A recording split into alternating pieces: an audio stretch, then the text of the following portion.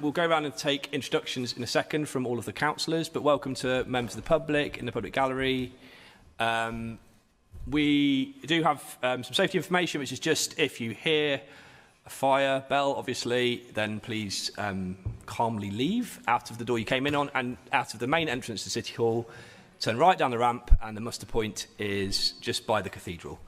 I will just say this is obviously a well-attended committee, so I will have to be quite a bit stricter on public forum today than I normally am. Let's put it that way. Let's just take introductions. So I'm Councillor Rob Breyer. Should have said that already. I'm the chair of the committee, and we'll just go around this way, and the councillors and officers will introduce themselves. Councillor Richard Eddy. Steve, go. Yeah, hi, I'm Steve Gregory and I'm clerk in the meeting today. Dom Alexander, Councillor for Avonmouth and Lawrence Western, substituting for Councillor Zoe Peat. I'm Councillor Katya Hadji from Brislington East. Councillor Kai Dodd, Councillor for Southmead. Councillor Shona Gemfrey for Lawrence Hill. Councillor Serena Ralston, Clifton Down. Councillor Ellie Freeman, Bedminster. Councillor Giovanni, Brislington West. Kay Natay, Planning Officer and Case Officer with the application. I'm Jonathan Diamond from Development Management. Thank you very much, everyone. So the next thing on the agenda is apologies for absence and substitutions. Steve, can you just clarify that? Yeah, I have apologies from Councillor Zoe Peat and Toby Wells, substituted respectively by Councillor Don Alexander and Shona Gemfrey. Thank you very much. Agenda item 3 is declarations of interest. This is to note any interest relevant to the consideration of items on the agenda. Has anyone got any? Oh, we've got a couple of hands. I'll go to Andrew and then Ellie. Just concerning the second application we're going to look at this afternoon, I know the applicant, Annie Wong. I think we're trying to find a picture of her. I think it's the same one. But I know her personally, but that has no bearing on my decision today. Okay, so for clarity, that's Talbot in, yeah? Talbot in. Yeah, thanks. In a previous life, I was chair of the community partnership, and we did work on the White House Street framework, so I was involved in the community consultation element of creating that framework. It was a few years ago now, and things have moved on. Thank you very much for both of those clarifications. Any others? No? So we'll move on to minutes of the previous meeting. This is just to agree the minutes of the meeting as a correct record. Are we all agreed that they're a correct record? Thank you.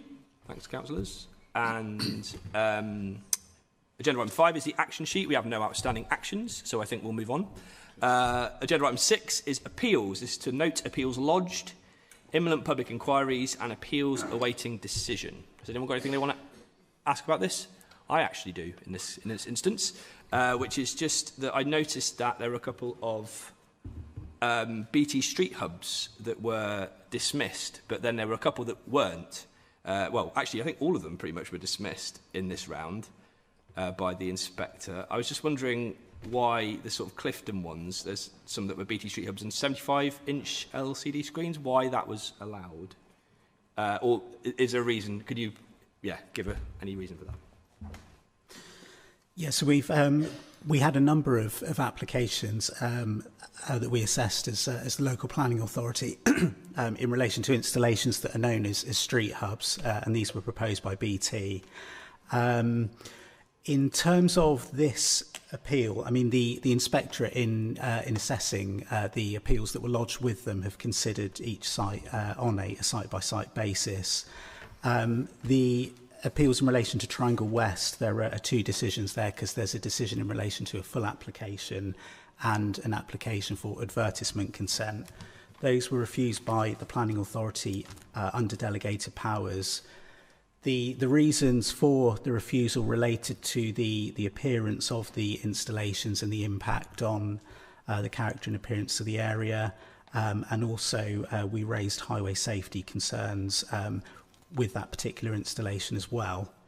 It's evident that the inspectorate clearly considered the issues very carefully. They considered that the slim profile of the design would reduce its overall bulk and felt that they wouldn't be overly prominent or out of place or obtrusive in that particular context. They also noted the applicant was proposing to remove 2 other payphones in the area as well, and the inspector thought that this was an important consideration which also weighed in favour of the scheme. On the highway safety issues, the concerns that the LPA raised related to the potential for the undermining of the nearby traffic signals, because there are some traffic lights nearby at the junction. But the inspector essentially just took a different view on that. They considered the context and felt that it wouldn't give rise to highway safety concerns, and also that conditions could also mitigate any issues relating to potential distraction. So, for example, in relation to the frequency of the changing of images. So those appeals were allowed. Those are the latest decisions that have been received.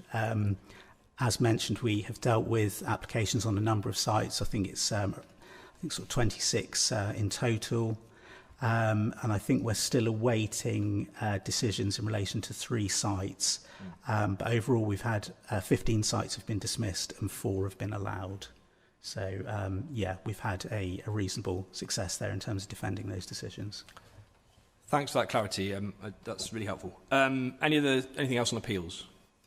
No? Okay. On to agenda item 7.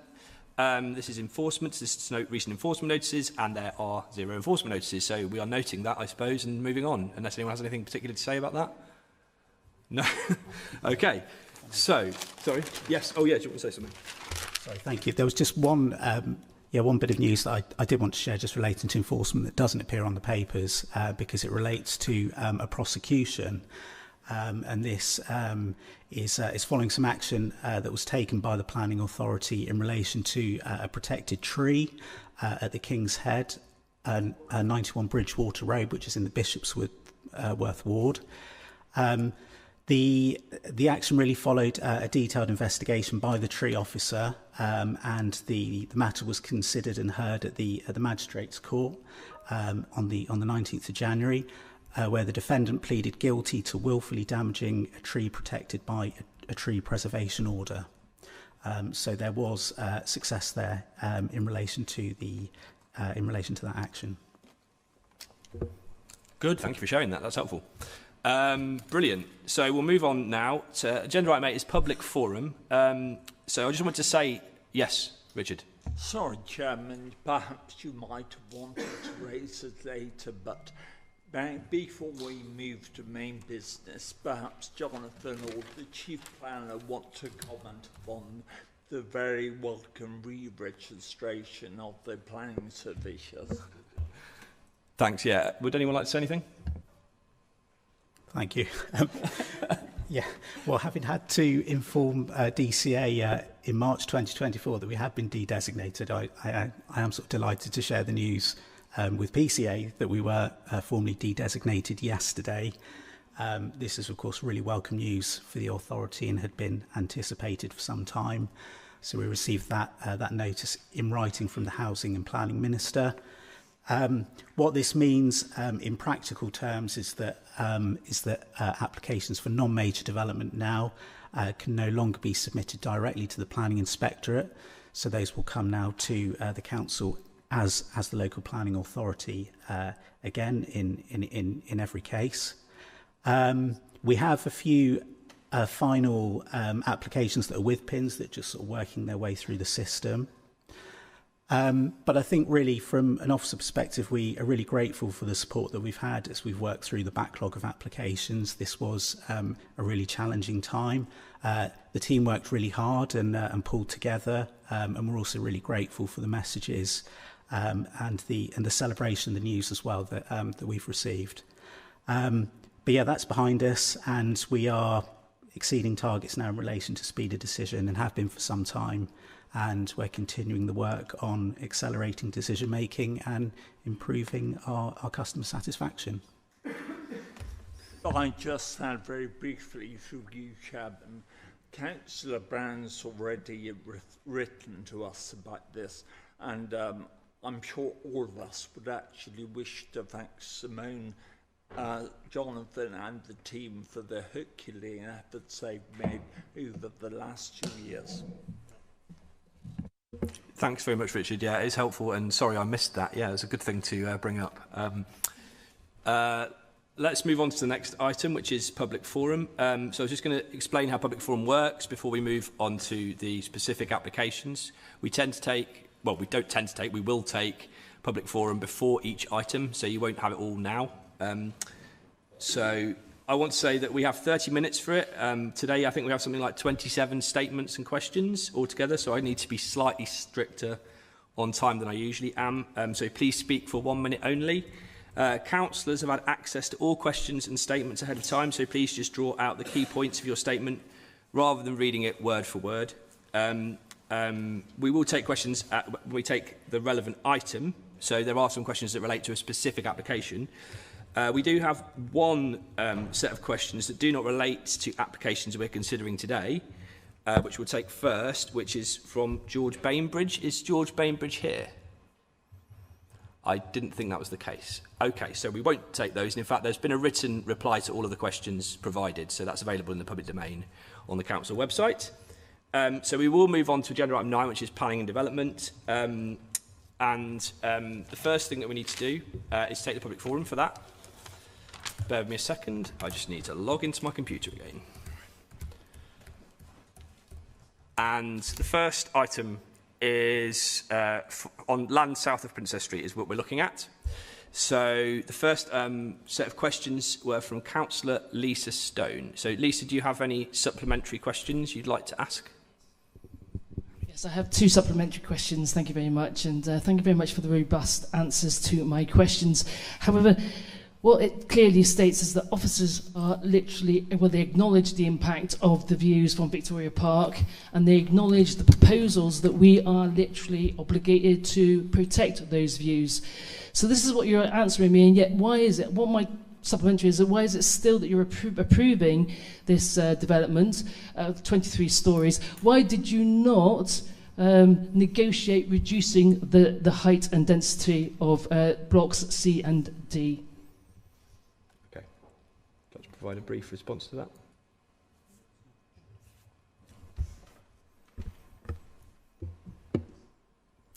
Thanks for that question. It's worth saying that we've had a pre-application stage and that we had a series of pre-application meetings with the applicant prior to this application being submitted in April of last year. And during that process, we spent a lot of time talking about height and in particular in relation to some key views like the one from Victoria Park. And my committee report sets out some of the amendments that have been made during the process of since the planning application was initially submitted, but it's also worth saying that we looked at a number of options with the applicant during the pre-application process, and that included some reduction in height of blocks A, B and C, compared to what was initially submitted. In terms of height, we've obviously given a lot of thought to that, and I'm going to come on to it in my presentation, and I've talked about it in my committee report. But effectively, we're saying that we're weighing all matters in the planning balance. So we're saying there's an impact. We're saying that in this situation, we think that the height is acceptable, and that's because the overall design is of good architectural quality. And I appreciate that design is, to a certain extent, a subjective process, but there are some key rules that can be followed. And as I'll come on to in my presentation, we do think that this complies with some of the key policy aims on design and some of those key rules. Have you got a second supplementary? Yeah, I do have a supplementary question, but to reply to that one, very briefly. Well, no, you've got one left, Lisa. So okay, all right. So my second supplementary question is that I hear what you've just said, right? I think it's pretty outrageous because it is subjective, and you could easily have just reduced that height massing, and you know, there's a lot of people that are actually involved in this that you've actually, you know, caused a lot of harm. But my second supplementary question is, what is the point of going through years of consultation with residents, where we create a framework where the impact of that framework should be should have impacted on this development, and clearly it has not. What is the point? Answer me the question. What's the point of developing a framework when you seriously do not take it into consideration when developers put forward applications? Thank you. Thank you. Yeah, in response to that, the framework is obviously a key consideration in the assessment of this application, and it's covered in detail in the officer report, and indeed members will be taken through it now when we move on to the presentation.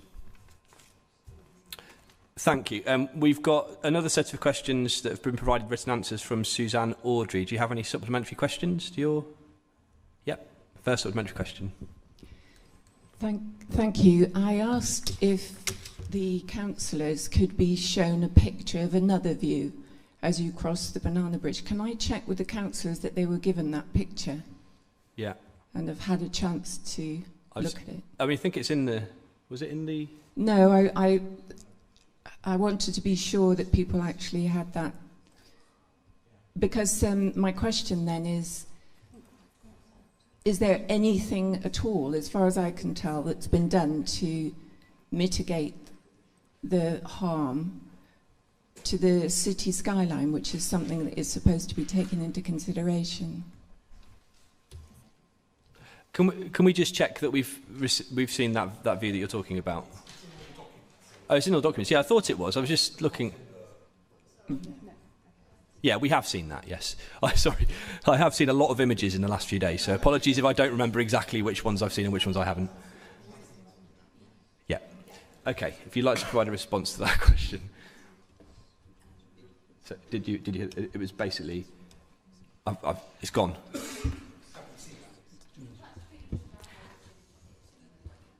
Yeah, let's just clarify that. Yes, it's an image within the TVIA, which is the Townscape Visual Impact Assessment, and in that there's a key view from a number of viewpoints, as you've seen, including the Banana Bridge, so members will have seen that. Sorry, can you just ask your substantive question one last time, Suzanne, because I missed it? Yeah, the actual question was, it looks to me like nothing has changed. Can mitigate that impact. What do you think you've done to mitigate that impact? In the latest TVIA information that we've had, the applicant has actually produced a comparison showing the scheme as it was initially submitted with the revised scheme that is under consideration this afternoon. Those are all on the file, but they have undertaken that exercise, which shows, like I say, the scheme as it initially came in, the scheme as amended. Okay, have you got a second supplementary question? Yeah, just a bit more clarification then about this point of what is the point of people, the community spending so much time. Do you think that you're going to harm the relationship between the community and between the planning process if you blatantly ignore hundreds of concerns, some of which are from people with a great deal of planning experience?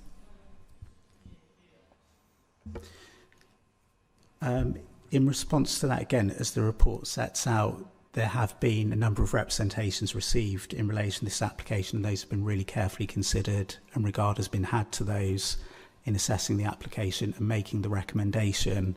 They're actually set out in an appendix to the report, so there's actually some quite detailed summary there. And again, when we move on to the presentation, we will summarise those key points as well that have been raised through the consultation. Thank you. That concludes the questions, but we're going to move on to the statements for this application. So I've got a number of statements here, so I'm going to just read out the name, and if you could put your hand up if you're here. Statement 1 is Suzanne Fitzgerald. Yep, you've got 1 minute to speak.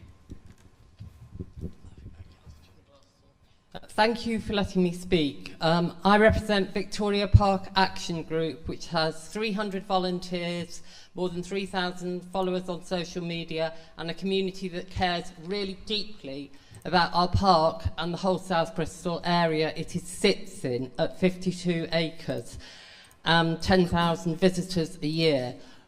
I have not met a single person who is in favour of this application. Not one. And I walk my dog there every week. I speak to people with children. You are not listening to us. We do not want high-rise blocks blocking us in from Bristol city centre.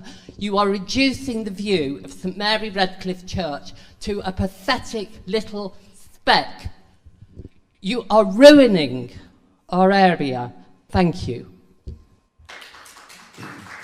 Thank you, Suzanne. Statement 2 is Kyle Pizza. Is Kyle here? No. Statement 3 is Councillor Lisa Stone. Got 1 minute, Lisa. Yeah, thanks very much. Yeah, okay. I really want to implore that the committee members really seriously look at the harm and damage that this particular development is going to do. First of all, I would like to remind people that high-rise has a effect on mental health. People living in high-rise will be seriously damaged by mental health where the high-rise affects them. Student accommodation is also ebbing in the city. It's waning. There's no real reasons why we should be developing more student accommodation, especially if it's going to affect mental health of those particular students. They will be isolated from the community.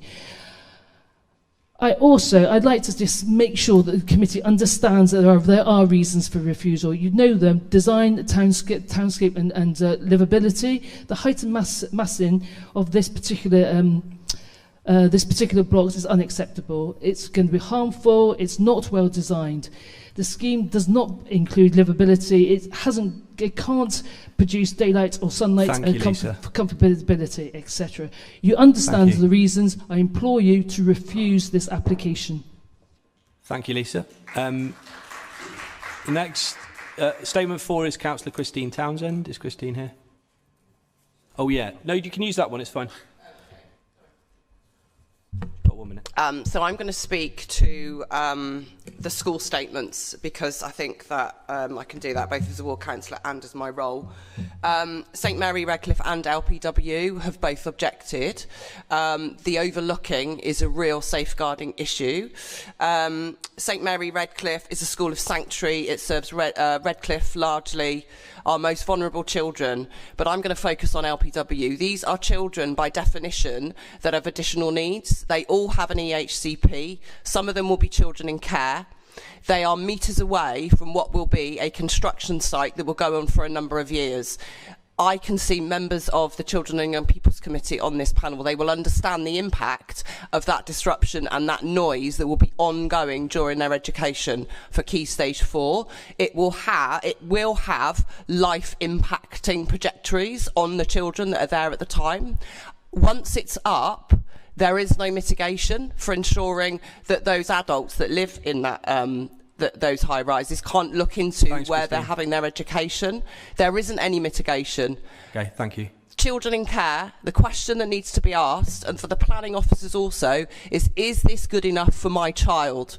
They need to answer that question, and I'm really looking forward to somebody asking on the committee what the answers those planning officers came up with. Thanks, Christine. Yeah, thank you. Statement 5 is from Joe Banks. Is Joe here? No. Statement 6 is from George Bafo-Jan from Galliard Homes. Is George here? You've got 1 minute, George. Thanks.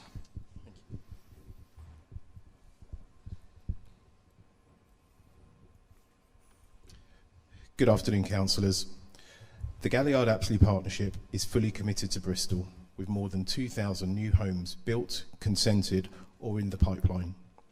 This scheme would deliver 434 new homes, including 87 affordable, directly helping Bristol's housing crisis. These will be lovely, bright and energy efficient homes. This truly mixed-use regeneration also includes over 2,000 square metres of commercial space, with a planning condition prioritising healthcare. While officers emphatically recommended approval, there were many objections. Although most of the scheme is no more than 6 stories, there is one tall building, which seems to be the main concern.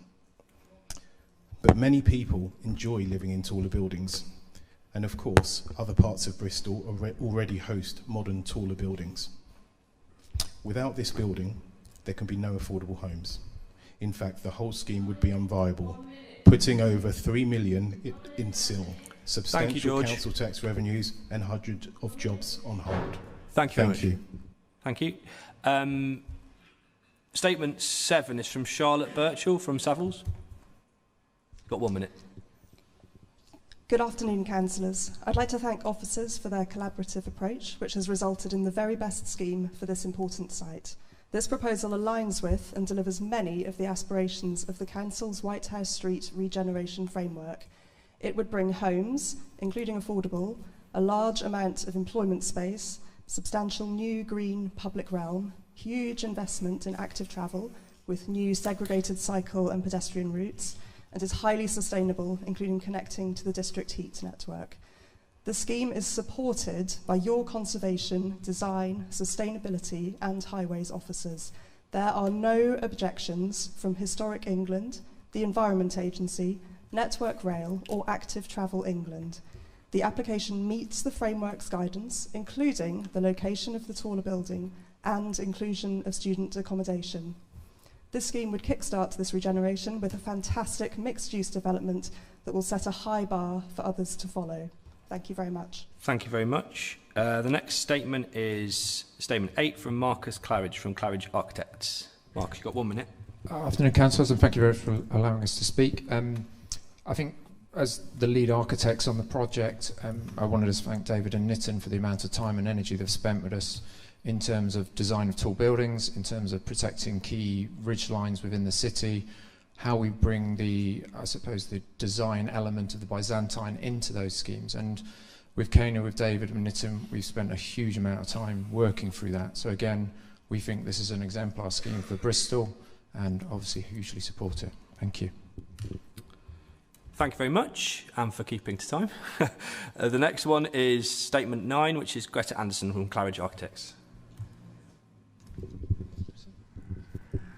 Good afternoon, officers. More than half of this large and important site has been retained for public realm. These high-quality spaces, a mixture of public and residential amenity, will see this hard-surface industrial brownfield site transformed into a beautiful, green and biodiverse place, with 92 new trees and a B&G of approximately 1,400%.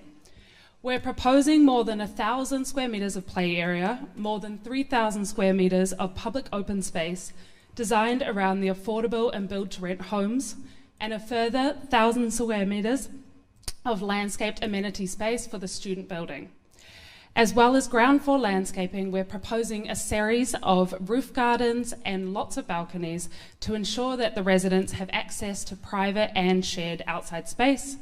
This will be a beautiful, ecologically rich environment where new residents and the wider community can relax, socialise and connect with nature. Thank you. Thank you. The next statement is number 10 from Andrew Kemp from Windmill Hill and Malago Planning Group. Is Andrew here? Thank you. You've got 1 minute. Good afternoon. We do note that the officer's report recommends for approval, but before any decision is made, we would ask the committee to look at the Townscape Visual Impact Assessment again. It shows that this development is going to dominate views from the south of the river, not only the viewpoint from Victoria Park, which you'll hear a lot about, but also the skyline from the children's play area by St Luke's Road, and also from the view of Ashton Court from Pile Hill Crescent. The images show the height of the scheme obliterates views from the high ground, but also masks the topography of that high ground from the rest of the city. This seems to go against core policy BCS 21, DM 29, which both require high-quality urban design that considers the impact of building scale, height and massing on the visual character of the area. The SPD on urban living also notes tall buildings should be located to avoid masking the topography of the city, and you need to ask yourselves if this development is actually doing that. DM29 also notes that dual aspect flats should be provided where possible rather than single aspect ones. This seems to have been ignored in favour of, on these floor plans, 66% of these flats seem to be single aspect. DM29 also requires that proposed development achieves appropriate levels of daylight. Not doing that. Thank you. Thanks a lot, Andrew. Next statement, is number 11 from Bristol Advisory Conservation Panel. Got 1 minute. Hello. Bristol's Conservation Advisory Panel has debated these plans on at least 3 occasions, May, June and November, and in January formally agreed to submit a statement to this committee. The panel objects. The application has made it obvious in diverse places that the proposal will dominate the adjacent conservation area and listed buildings populated by near neighbours, and yet key framework views from behind York Road have not been TVIA'd. It will dominate Victoria Park, the local historic park and garden, and yet only 40% of the crucial North Park City Vista has been TVI'd to scale, excluding Block D, and nothing from the greater south slope of the park, which is now dominated by the raised structure. You are given the wide angle from the interpretation board, which proves, if ever doubted, that a single sycamore gap tree was never going to hide a skyscraper on plots 7 and 8. This is not a landmark building and breaches many NPPF and local plan heritage policies. Thank you. Please refuse this harmful scheme. Thank you very much. The next statement is statement 12 from Angela Truell. Sorry, I got it wrong. Hello. I read that members of the planning committees should balance officer advice, policy and community impact. The White House Street Regeneration Framework was developed by officers, councillors and the community with full consideration of planning policies. It states that proposals should respond positively to the character of the surrounding area and be sensitively designed to be integrated into the city skyline. This proposal shows blatant disregard for the surrounding area and the skyline. Officers have acknowledged the numerous valid grounds for refusal, but seem to have been worn down by the developer and the agent. Councillors, please don't be worn down by this. An improved mid-rise scheme is possible and would do more to address Bristol's housing needs. Approval will cause irreparable harm. Please vote to refuse it. Thank you very much. The next statement is statement 13, Councillor Ed Plowden. I think, Lisa, are you going to, Councillor Lisa Stone, I think you might read that one here. Thank you. The application produces an impressive list of local organisations consulted but fails to say that every single one of them has formally submitted an objection. So much so that the resident association summarises, the developer has ignored community voices and has failed to respect extensive consultation feedback. Something has gone wrong. The exact same local organisation that worked hard to help develop the regenerative framework are all objecting to this proposal. There was hope that this would stop the insensitive and too high development if this goes through in the face of the strong and united opposition from the very same local organisations that helped develop the framework. We will shred the trust that has been built up. It will be the final nail in the coffin for hope as to how South Bristol will be developed. Section 4 of the officer's report, Design and Heritage, has acknowledged these concerns, meaning that this could be a rewritten justification for refusal, and this will be a quick win indeed. Please vote. Thank you. The next statement is from is number 14 from Helen Adshead. Is Helen here? Not here. Okay. The next one is statement 15 from George Ferguson. Not here. The next one is statement 16 from Sandra Fryer from Bristol Civic Society. You've got 1 minute. Afternoon, members. Thank you for giving me a chance to speak. The Civic Society has worked hard with council and officers to support regeneration and growth in the city. However, we do not support this scheme. This scheme fails to take account of two of your key policy areas. One, the urban living SPD, and the officer tells you that the density of this scheme is 3 times the guidance in that SPD. Not twice the city centre, but 3 times inner city densities. We've all put a lot of effort into the White Street Regeneration Framework only 3 years ago, and yet it's being ignored. That says buildings should be to a maximum of 30 metres or 10 stories. The Civic Society can see many other points where policy is being ignored, but let's just say, the city deserves better than this. We can achieve high density, high quality, lower height developments that will lead a better and longer lasting legacy for future generations in Bristol. Please refuse this scheme. Thank you. Thank you. The next statement is 17, Lauren Yeldon. Is Lauren here? No. Number 18 is Kim Hicks from Bristol Civic Society. Green spaces like Victoria Park have documented health benefits for communities, yet opportunities for community involvement with this destructive proposal have been minimal. Response from the developer, zero. Having participated in the extensive White House Street Regeneration Framework consultation in 2022, most attendees at the only drop-in for this development in December of 24 were taken aback by the incommensurate scale of the student tower. To be invited to merely name the shops they'd like on the ground floor was tokenistic. Worse still, there was no drop-in for the application launch in April 25, now with 2 towers of 14 and 19 stories. Yet the subsequent council notification received almost 400 objections. November's improvement increased the larger tower to 23 stories, not mentioned in any publicity material, astonishing. This tower will now be highly conspicuous from all over the park, ruining views of the city and the sunset in the northwest, which benefits so many young people. Please refuse this application. It doesn't even comply with your own guidelines. Thank you. Statement 19 is Stephen Wickham, Bristol Civic Society. You've got 1 minute. Thank you. This huge scheme is set in a busy working employment PWA and sandwiched between Bristol's Georgian and Victorian heritage assets and visible across the city. It was clearly not fit to come to planning in April. We know the numbers look sexy on a spreadsheet. The tower is debatably fit for relocation to Albert Road, but not for Albert Road to justify it, as implied in the revisions. But with all gravitas, this proposal is a disaster for its setting, and there should be far better townscape linking other framework plots, the conservation area and the park. Viability was claimed dubious a year ago. That is not a reason to invite or build a student tower in a family homes and workspace framework area.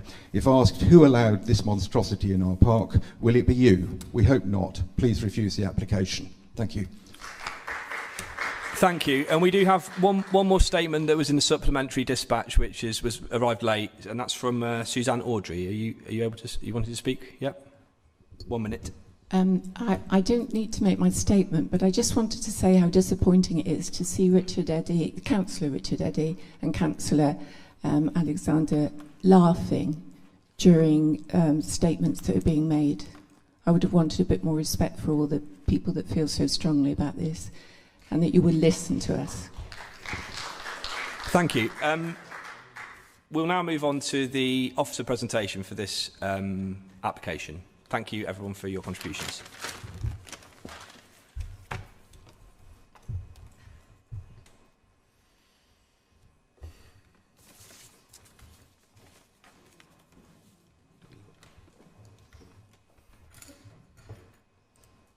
How's it going? Are you all right?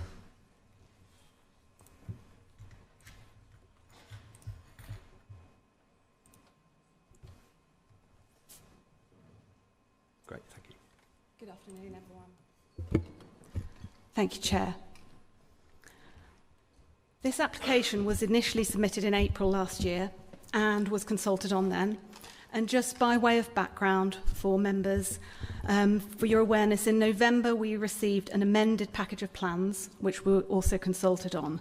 And this followed a period of several months where the applicant worked positively with officers during a series of meetings in order to resolve some key officer concerns, particularly about design and highways, and I'll come on more to this in a minute. It's worth saying that since then, officers have received some more further information and some amendments, some of which have been submitted in order to address points that people have made during the consultation response. And before talking a bit more about the scheme, I wanted to highlight some key policy points which members will need to take into account when taking a decision on the application. We need to consider national policy, current local policy, and also give some weight to emerging local plan policy, which we can now give a bit of weight to. First of all, we've got what's called the presumption in favour of sustainable development. And this is set out in the National Planning Policy Framework, and we often hear it referred to as the tilted balance. And in simple terms, this means that when there's no 5-year housing land supply, as is the case in Bristol, decision takers need to afford proportionately more weight to the provision of housing when weighing matters in the planning balance. Turning to local policy, Current local plan policy designates the site as an industrial and warehousing area, but emerging policy designates it for an area of growth and regeneration. And this emerging policy supports housing, including student housing, commercial uses, and importantly, development which would have regard to relevant regeneration frameworks. This site lies within such a regeneration framework area, the White House Street Regeneration Framework, and I'll come on to more about this in a minute. But it's worth being aware that the latest advice from the Planning Inspectorate on our local plan is that in order for the emerging local plan to be sound, it needs to make provision for approximately 5,000 additional homes over and above what's already set out in the draft plan. So local and national policy is steering us to deliver housing and can give considerable weight to the provision of housing when taking decisions on planning applications. Turning now to the site, this slide shows the site's location. We can see the red line boundary here to the north of the railway line, which separates it from Victoria Park to the south. The site measures just under 1 hectare and comprises light industrial units, as shown in these images. And as we know, the site lies within the White House Street Regeneration Framework area. You can see the red line boundary here within the framework area. And to produce this framework, the council's worked in partnership with landowners and developers, including the current applicant. There was consultation with the community, businesses and community organisations, and the framework was endorsed by Bristol City Council at a cabinet meeting in March 2023. It's not formal planning policy, but it is a material consideration in the determination of applications, and as I mentioned earlier, it's referred to in emerging policy. The framework sets out a vision and some key regeneration principles to guide development. It's got many broad aims, including the delivery of around 2,000 new homes, up to 15,000 square metres of employment space, new and improved active travel routes connecting Bedminster to Temple Meads in the city centre, and improved public realm, including street trees, landscaping, pedestrian areas and public spaces. And I'll come on to alignment with the framework in due course. But looking at the proposed development, as set out in my report, the proposals include 434 build-to-rent residential dwellings, including 20% affordable housing, which is policy compliant, 400 purpose-built student accommodation bed spaces, over 1,000 square metres of commercial floor space, including workshop spaces, food and beverage, healthcare and amenity, highways works, including wide cycle paths and footways, as you can start to see on this image, and the developer has also committed to deliver part of a new public plaza, and so you can see in the foreground to this image. As we've heard, the proposals have attracted considerable amounts of public interest. There have been 442 objectors who have made comments over 2 rounds of consultation. There has been some limited support for the application from neighbours, including some people who have concerns about the detail but support the principle of regenerating the area. Amenity societies and organisations who have raised concerns are shown on the screen. We've had Councillor Christine Townsend call in the application to be determined at committee, as we know, and concerns raised by Councillor Plowden. But it's worth saying that there are no outstanding objections from Bristol City Council officers and no objections from the Environment Agency or the police, who consider their issues to be resolved. Summary of concerns are shown on this slide, but effectively it's what we've heard at public forum today.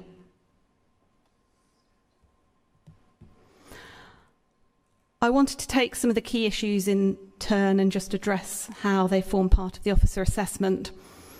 This slide shows the concept master plan from the White House Street Regeneration Framework. And as we've heard, height is a key concern for people. The framework states that in the area between Princess Street and the railway line, there is the potential for a contextual tall building or buildings in line with our urban living SPD, which is a supplementary planning document. And a contextual tall building in this location would be around 10 stories or higher, but the framework does not set an upper limit. Members will see point 10. Can we not interrupt the officer presentation, if that's okay? Thanks. Members will see point 10 on the plan, which sets out the area with the potential for extra height, and this is the area where the proposed tower will be located.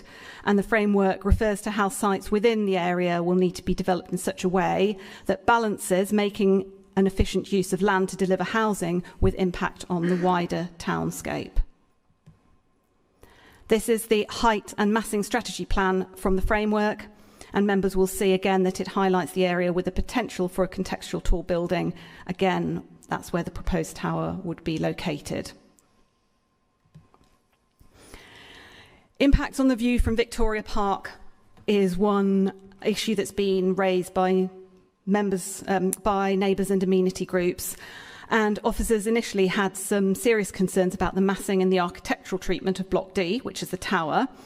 The initial proposals are shown in that upper image there, where officers were concerned that the proposals were quite bulky and that the tower lacked some architectural distinctiveness. And the lower image is what's now proposed, so you'll see Block D as a more elegant and simplified point tower.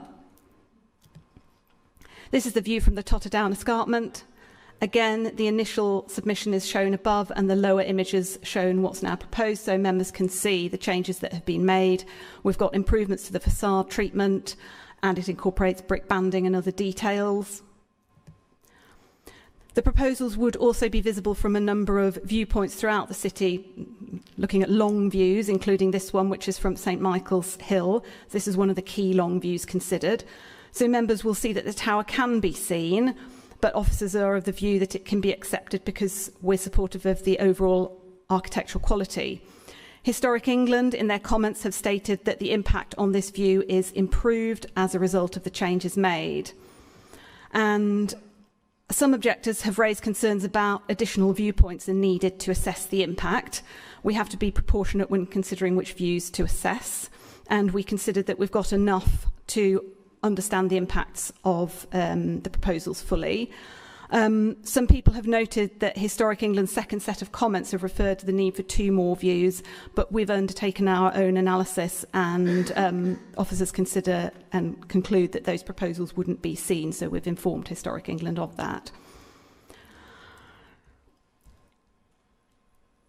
And in terms of heritage assets, as set out in my report, we agree with Historic England that there will be an impact on heritage assets, but the harm's been reduced, and we need to weigh the harm in the planning balance. And as set out in my report, we consider that the harms is justified and is outweighed by public benefits, but it's an overall planning balance exercise that we have to undertake.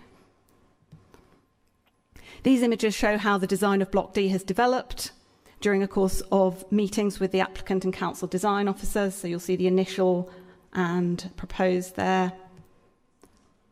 Changes made to the crown of the building here, the initial planning submission and what's now proposed. So you'll see it's got now additional banding details in the corbel crown. Changes made to the entrance.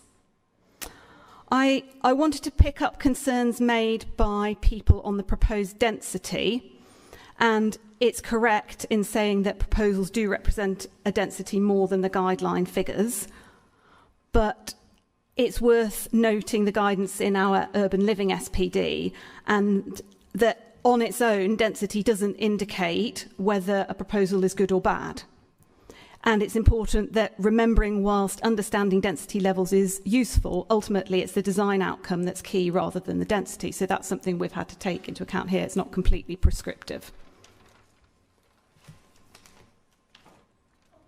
The applicants adopted the Bristol Byzantine style, and that's a style of architecture distinctive to Bristol. And it's worth saying here that Historic England, who's our statutory advisor on heritage assets, have acknowledged that in adopting this style, the applicant has addressed the requirements of some of the NPPF, which states that planning decisions need to ensure that developments are sympathetic to the local character and history. Something else that's emerged during the lifetime of the application is a commitment from the applicant to deliver a package of highways works. So the applicant have met with planning officers and officers from Transport, Regeneration and Engineering to talk about the detailing and ensure that the proposed development and the emerging highway plans are aligned. And the applicant's commitment to delivering these works is welcomed and will help deliver the regeneration of the area. The proposals would include over 1,000 square metres of commercial floor space, and we've heard concerns raised about the pressures that the development would have on infrastructure, including healthcare infrastructure, and the applicant stated here that they would agree to a condition which requires them to undertake marketing of some commercial space to the NHS, effectively giving the NHS first refusal. And should the NHS not take this up, the space could be used by other healthcare providers, including private doctors or dentists, for example. This slide shows the applicant's commercial strategy and how they would envisage the spaces being used to deliver a range of uses which would benefit future occupiers, and you'll see it includes potential healthcare space there as point 3. That's some indicative locations where it could be situated.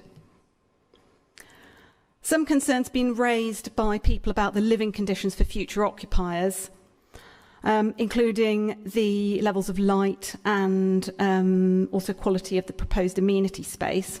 Just to say a bit about amenity space, I've put the proposed landscape plan up on the screen here so members can see the proposed levels of green space. So our guidance sets out the amount of amenity space and play space required to meet guidance, and it's worth saying that the proposed development exceeds these levels. Some of the units have got their own front gardens, some units have got balconies. There would be 94 new trees planted, and there would be over 1,000% net gain in biodiversity, which is significantly above the statutory 10% target. And that slide shows where the play spaces would be located, so the different colours represent play space for different ages of children there.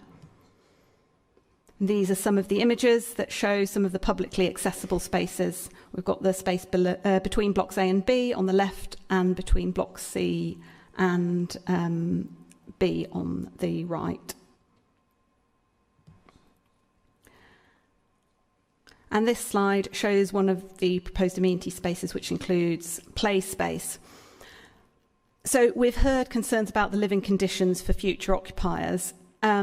As set out in my report to committee, the proposals have improved in terms of lighting levels for future occupiers since the initial submissions. And there are some rooms which don't meet the relevant guidance on light levels. But overall, the proposals represent a good place to live and good levels of amenity in the form of landscaping, the amenity space. There'll be access to services, transport infrastructure, and so on.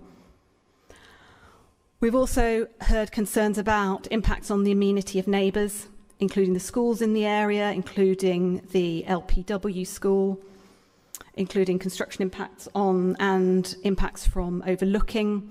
So construction impacts would be managed via a construction management plan, which would be conditioned, and that would help manage impacts such as noise, hours of construction and dust. There's limits to what the planning system can reasonably do in order of controlling hours of construction activities, but there would be some limits to this. Officers understand that the developer has engaged with the school to explain construction processes and timeframes and to answer any questions that the school might have.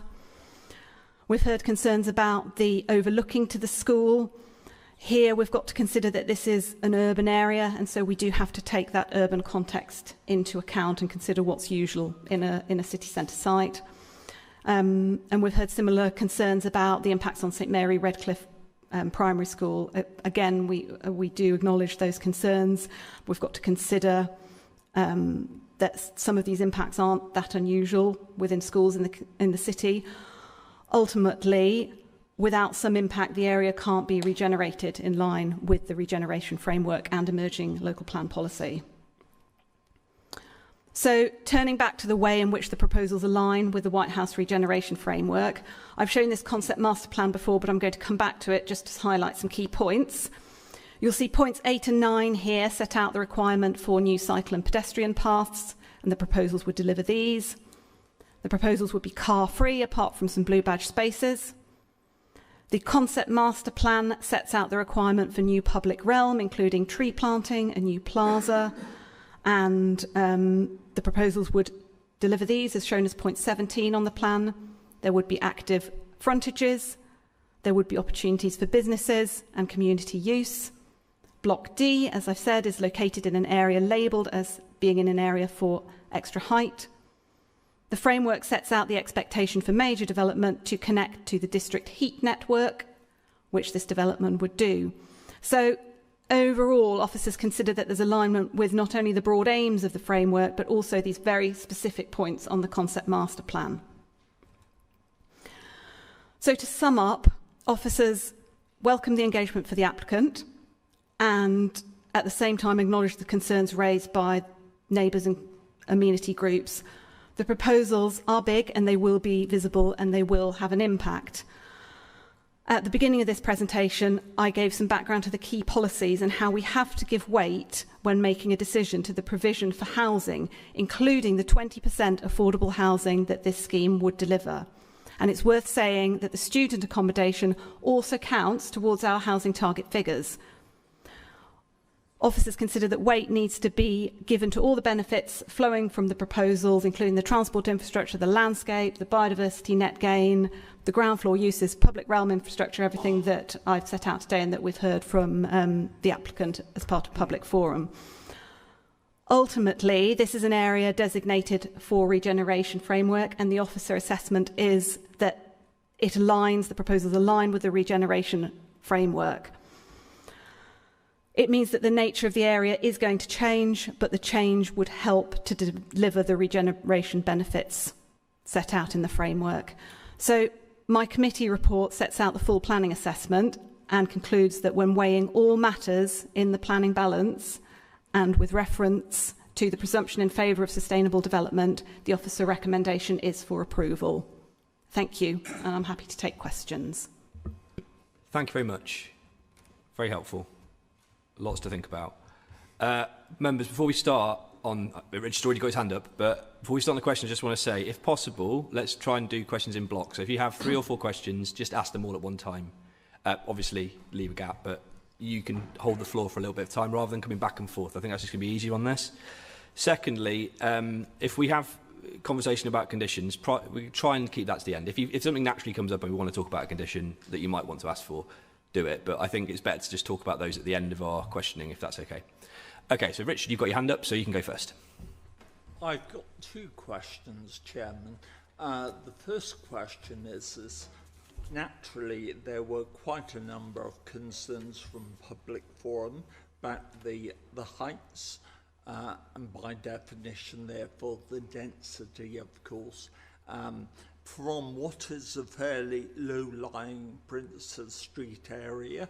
Now, within less than a quarter of a mile of this site is actually Plowden House, which is a 13-storey social housing block right at the top of Windmill Hill.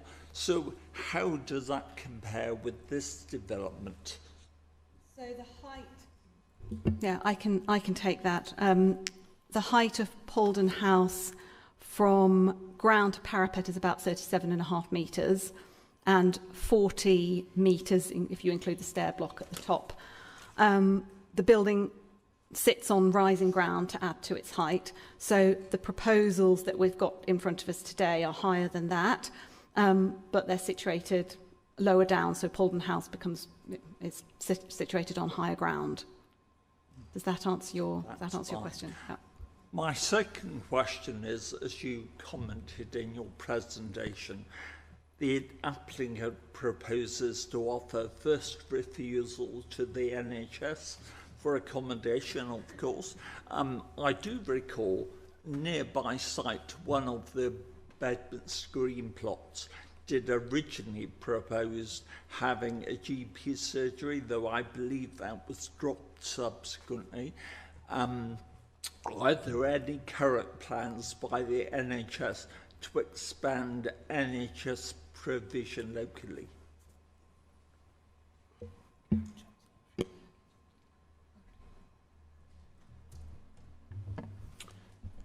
Thank you, Councillor Eddy. I think, casting my mind back to the dim and distant past, the Bedminster Green proposal that incorporated a surgery was St Catherine's Place in one of its many previous iterations that came to this committee.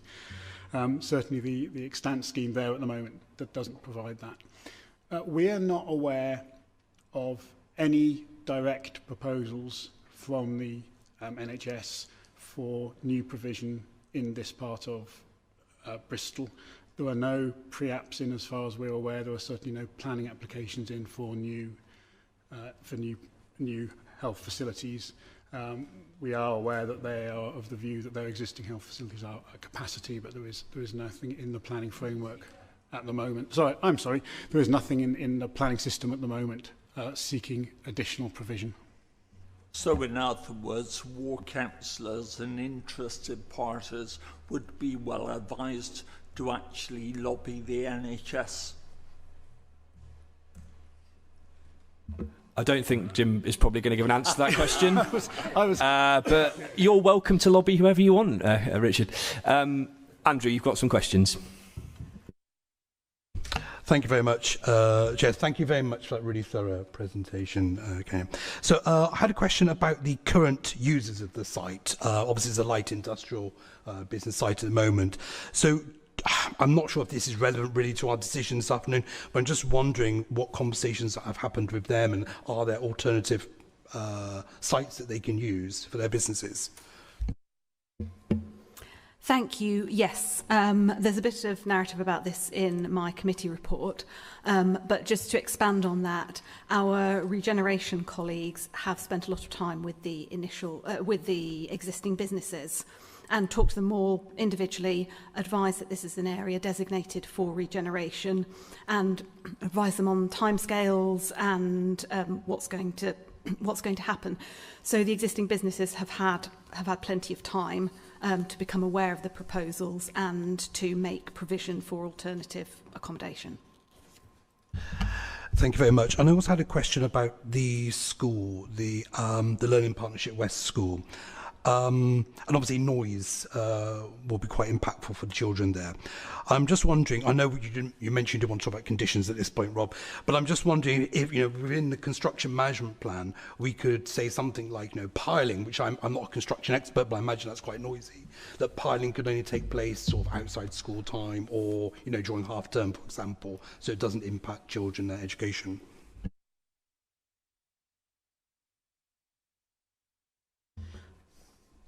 Yeah, I think these are details that we need to think carefully about in terms of what we could actually cover through that condition. I mean, the other side to it as well is there's obviously the commercial realities as well of actually delivering a scheme. So there's going to be a balance to be struck there that's appropriate, that mitigates the impacts sort of from construction as best we can, but also doesn't prevent the scheme from happening altogether. Okay, anyone else got any questions? Oh, a lot of people. Right. So I saw this side first, then I'll go that side. Shona, then Serena, then I think I saw Katya, and then... I've got a lot, so I might let other people go first because they may ask my questions. So it's not just me talking. No?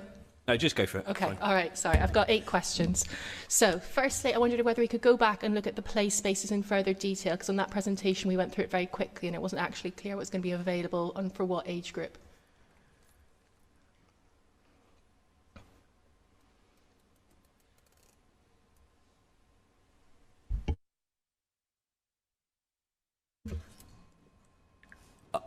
Yeah, that might take a second to get the information. Yeah. Oh, great. Wow, quick. Right. So that's the slide there. So you can see that the purple is for 0 to 4 and the blue there is 5 years to 10, I think, and the yellow represents 11 to 15. So you can see where the spaces would be located throughout the development. And so there's provision in close proximity to all the blocks. And what does that actually look like? Do we have any images or suggestions? Yes, I do. So that image there that we can see on the screen is the triangle at the bottom. I don't know, hang on, I'll show you. So that, is my cursor coming up on screen? No, it's not. But if members can see towards the left-hand side of the image, there's a blue triangle. that's what it would look like, although, albeit we've spoken with the applicant since this image was proposed to secure some railings, some appropriate railings there to make the area safe. I did show some more images. Yeah, so the image on the right shows some bits of play space as well. So that's within 2 of the blocks. And the image on the left looks between blocks A and B when looking from the north. And you'd see there would be amenity spaces there with play spaces located within them. Okay. I mean, it doesn't look very large from those slides. Can you comment on what sort of, are we talking slides, swings, climbing blocks? What are we talking about? That's to be developed. I did have some images that the applicant showed me. See if I can bring these up on screen. If that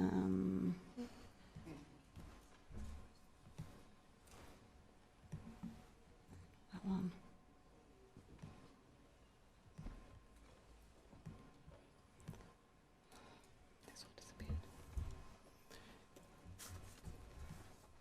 Thank you everyone for having patience. It is important that obviously councillors ask questions and have answers given at the time. Otherwise, what are we here for?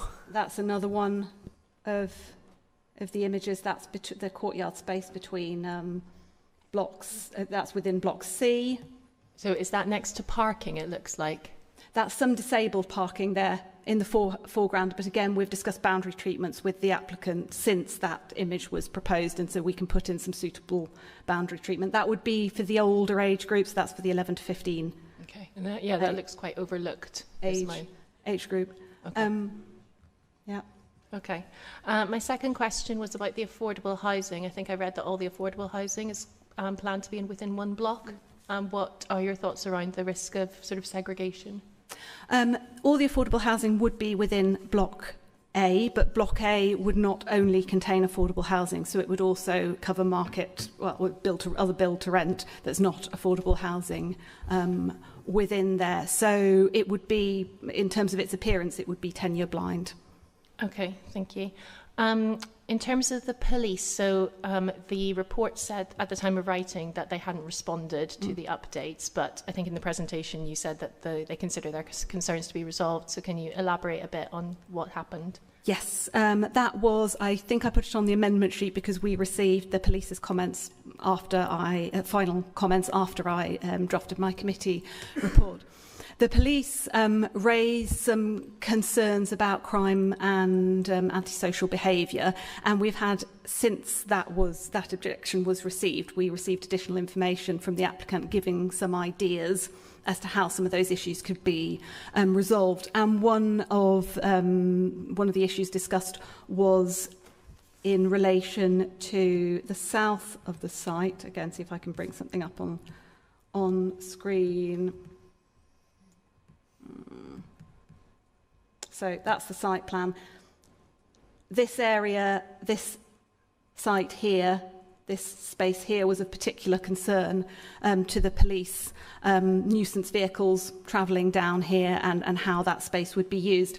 But the applicant gave some suggestions as to how that could be managed, for example, by the use of raised tables, some sort of barrier, lighting that's sensitive to biodiversity concerns, and overall just having a package of measures to ensure that that space isn't a focus for antisocial behaviour. I think it's worth saying it would be overlooked by the units that face towards the south, but overall the police welcomed the engagement from the applicant and the suggestions put forward, and that could be covered via a suitably worded condition which required a management plan to address that. Okay, thank you. In terms of Historic England, so I think Charlotte Birchall from Savills in Public Forum said that there were no objections from Historic England, but from the presentation it appears that they do still have concerns. Could you clarify whether they have objections at the minute or not? There's no objection from them. They, in their final comments, They, as I said in my presentation, they raised concerns that there were a couple of viewpoints that needed to be considered, but we've undertaken our own analysis, and we don't consider that the proposals would be visible from those viewpoints, and we've informed Historic England on this. They also said in their final comments that they referred to a lot of the improvements that had been made, in particular to Block D, and so whilst their wording is that they have concerns, but they don't object, and they also acknowledge the improvements that have been made. Okay, thank you. While we're talking about Block D, and the, I appreciate that there's been efforts made to make it a bit more attractive, but I'm concerned that from a layperson's point of view, who maybe isn't experienced in architecture, it just looks like a big brown building, and I think that is the concern that residents have when they look at from the park and they look at those visual studies. I mean, could you clarify, I guess, what criteria you're using to say that it would be that it is good quality? Because from the ground, it doesn't really look to the layperson that way. There are a few things we looked at, and I can just show again some of the images that showing some before and after images.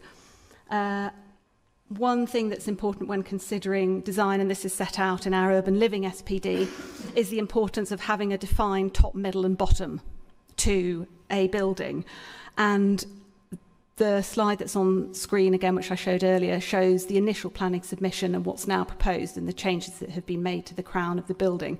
It makes it more distinctive. It takes its cues from Byzantine architecture, which is distinctive to Bristol, and it introduces this corbelled crown and some banding here. So this is something which the urban design officer and the conservation officer, who are experts, have in their fields have advised on, and the crown of the building now becomes more distinctive, and we consider it to be a high quality crown to the building.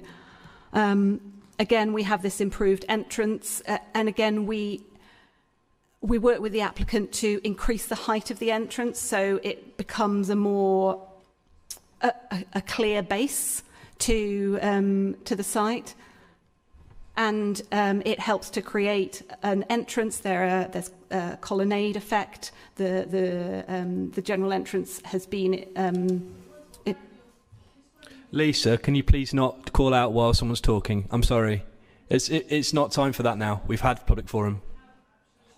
Lisa, it's not your time to speak right now. Okay, sorry. Okay, sorry, carry on. Yeah, I think that's all I can say really about the base. We also looked in a lot of detail about this banding here. We tested various options. I don't know whether I can zoom in any more to that, but we looked at various iterations for the banding. We wanted to strike a balance between there being interest with that banding and it not appearing too busy. So there were a number of options tested by the applicant, and we looked at them and advised which was our preferred option. So I think detailing is important. The materiality is also important. We've got good quality materials shown in the applicant's design and access statement, and there's been a design intent document produced, and that is what it sounds like. It's general themes, the materials that would be used, and the style of architecture that we would expect. And from that flows detailed drawings that will be secured via condition, and also material sample panels could be secured in order to assure that all the detailing's all as we would expect it to be, high quality and good use of materials. Thank you. Moving on to the NHS, so they've obviously requested a financial contribution be made to offset the influx of residents to the area, but the papers say that officers do not consider a financial contribution would be justified. Can you explain a bit more why? I will hand over to Jim. At the risk of boring committee members in this committee. No, I can't quite remember it, but We are not unsympathetic to the NHS. They have indicated that the existing surgeries are at capacity as far as patients are concerned. The difficulty, I think, that we have is that what the NHS are asking for is a sum of money to be spent on something as yet unspecified for which there are no plans to deliver. And what really the NHS need to be doing, if they're wanting Section 106 contributions, is to be doing some, how do you put it, some legwork to identify some sites, some proposals to be brought forward, something concrete that we can then say, this is going to be brought forward in the area, this will deliver the provision that is needed. At the moment, everything's very sort of woolly and generic. So that's why we sort of reluctantly feel that fails the SIL test, Community Infrastructure Levy tests, which govern how we use planning obligations. That said, Alex Hearn, the Director of Economy, has been speaking to the ICB, and we've been working with the ICB and are looking at potentially ways of assisting them through the use of strategic SIL in the future. A piece of work is being undertaken at the moment by our strategic partner to look at how we can perhaps prioritise certain areas of service delivery through the SIL allocation process. And that's due to be reporting later on in the spring. So I think moving forward, the approach is likely to be through potential strategic SIL allocation, should the Council, as the authority to allocate SIL, wish to do so. But at the moment, we would struggle to justify a Section 106 contribution simply because the lack of clarity as to what the what the ICB would spend it on. Thank you. Sorry, and I appreciate another councillor asked about this beforehand, but I think it's important to be clear about the confusing ways in which public money can and can't be spent. So is it that we can't ask for a contribution because we would need to ask for something specifically to this area, and currently the NHS are not able to identify something specifically in this area? Yes, broadly that's our view. Yep. Thank you. All right, I'm on to my last topic, you'll be glad to hear. So going back to the schools, can you advise what the schools' current views are about the proposals? Because I think we've heard slightly different things in the briefings. So taking LPW school, we had an initial objection from them, and since then there's been engagement from the applicant with the school. We haven't heard anything directly back from them as planning officers since then. Jonathan, do you want to add anything? No, that is the situation. We've received an objection from them sort of during the course of the application, which we obviously carefully considered and took into account. As the case officer mentioned, though, we understand from the applicant that they have had discussions directly with LPW. But LPW themselves have not withdrawn the objection, is that correct? That's correct. Okay. And has any soundproofing been offered to them or frosted windows to support with this privacy? Do you mean on their side or on the side of the... I suppose it would probably be on their side for soundproofing during the construction and frosted windows to prevent them being overlooked. Not to my knowledge, unless the applicant has offered something that I'm not aware of. Okay. And in terms of impacts on the pupils, can you clarify what so it talks a lot in the committee report about that there is obviously some detrimental impact, but that it's felt that the benefits outweigh the cost. Can you advise what benefits specifically you feel these students will gain from the development in their area? Well, currently it's an industrial area, and these proposals will change it, as we've heard. I think for the students in the area, they'd be experiencing a completely different type of public realm. So there would be better quality cycleways, footways, more trees in the area, more green space immediately to them. I know they've got Victoria Park, but this is immediately, literally across the road from them.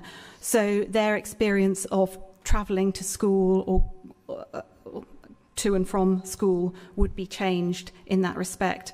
There would also be the commercial units, the ground floor uses, and those can include shops, cafes, other types of commercial uses, which would be in the close proximity to their school, which they may be able to benefit from, depending on their situation. So those are some of the benefits there. Thank you. Last question. Just one more thing on that. I just wanted to add on the other point on providing mitigating action on the school site itself. That would only be possible if the impact was so extreme that we would have to provide that. And we have, as far as I know, we haven't had indication from the pollution control officer indicating that there would be such an impact that we would have to require this, because planning can only require it if there's such a big impact. And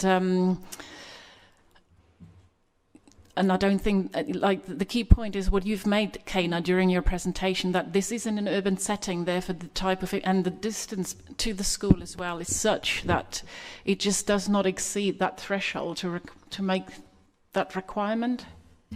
Yeah, the pollution control officer's advice was that there's a lot that can be done via a construction management plan, but ultimately we've got to consider what can be reasonably done as the planning authority. And the pollution control officer also advised that in these situations where a school or any other organisation has got concerns, then often what helps is engagement with the applicant, and for there to be somebody on call that they can speak to their concerns about, raise any complaints with, and just to understand the process a bit better. And I understand that that's happened.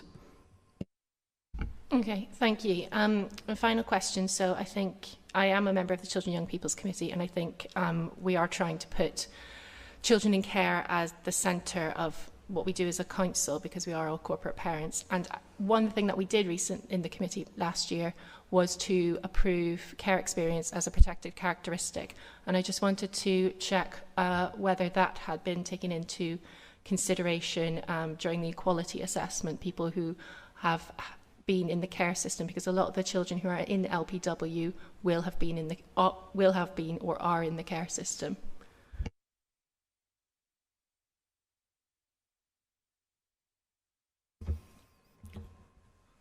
I'm not sure that on a planning basis there's a lot they can say on that, but maybe you can say anything.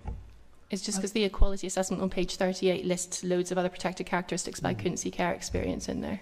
Yeah, so there is a section in the report on the Equality Act, and it is engaged through the determination of this application, and we have listed the protected characteristics that are covered in the Act. Of course, the council as well has a corporate parenting strategy. It's also worth noting as well that in terms of the production of the framework and also accompanying the local plan, there were full equalities impact assessments undertaken at that stage as well. So at the various stages through this kind of development coming forward, there have been assessments undertaken at those stages. But there's nothing in this report that mentions it. Is that correct? I'm not missing anything. In terms of the report before you, that isn't. No, as I say, it's the protected characteristics that are covered by the Act that are specifically referenced in the report. Just to say as well, in terms of the equality impact assessment that was undertaken in connection with the framework, it did specifically look at schools and the protected characteristics associated with those uses. Okay, I appreciate that. That was a number of questions. Thank you, Jennifer, for asking them, and thank you for providing responses. Who was next? I think it was Serena, wasn't it? Again, please try and do them in a block, because obviously we're going to have to do this a few times, but it is really important.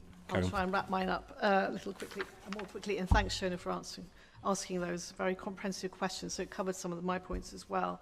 So I'd be glad to know. I'll be short. My first question is, I don't know if you can help me answer this or come to some conclusions, is about the purpose-built student accommodation and the market demand and the pipeline which we're finding ourselves. There's a lot of PBSA that's been consented or is coming through in planning applications. I am aware that an operator only this month has pulled out on a major scheme, which I think is Firestone. But I might be wrong on that. So I just wondered if we have any idea of what we're aiming for, if we're oversupplying, undersupplying, what the pipeline is. That's my first question. Thank you. Yeah, that's a good question. And actually, we were looking today at the figures from our monitoring of PBSA. I think it's useful to just take a step back and see what policy asks us to do. Okay. Lisa, I have said already, please do not interrupt. I'm not. I can like. I'm not. I don't want to say this, but you know, you just need to be quiet now, okay? So, draft local plan policy, which is DS8, which relates to Central Bedminster, refers to 1,600 student bed spaces, and in terms of how many are currently consented, the latest information we have, which relates back, which is March 2025, which is the latest information that we've got, states that there was planning permission for 837 new homes and one permission for student accommodation of 264 units. So the total number of student permissions, the student units with planning permission, again, is 264, and the number of bed spaces would be 484. So that's what's in the pipeline at the moment at the last count. Yeah, does that in part help to answer your question? And that's just within, I should say, that's within Central Bedminster area, which is the area of growth and regeneration. Those are quite old figures, aren't they? It's March 2025. I know they're the most recent you have. But they are. They're the most recent ones that we have, I think, unless, let me just have a look.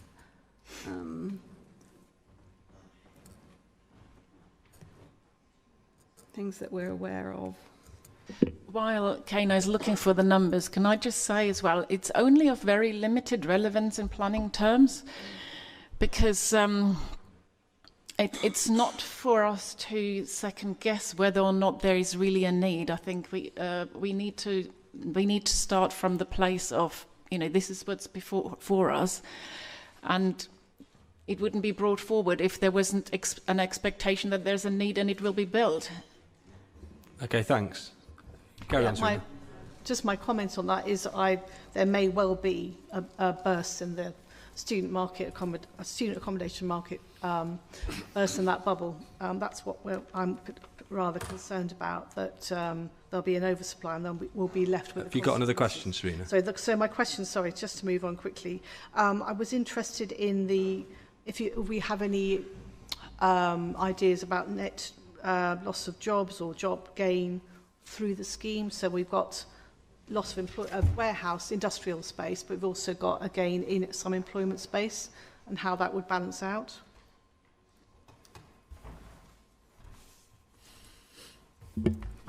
Yes, I'm just looking back at my report here. So there is a section in there on the loss of the existing industrial uses. So whilst there will be some employment use lost, the applicants set out that the proposals will generate an estimated 297 net additional construction jobs per annum and an ongoing 22 jobs per annum associated with the running of the build to rent and PBSA. On the basis of the commercial strategy, there's an estimated 95 net on and off-site jobs. So there will be jobs generated from this as part of the construction and also the ongoing running of the site. Do we know how many will be lost? How many will be lost? I can look it up. I think it's in the applicant's. It's in the applicant's application form, if you bear with me.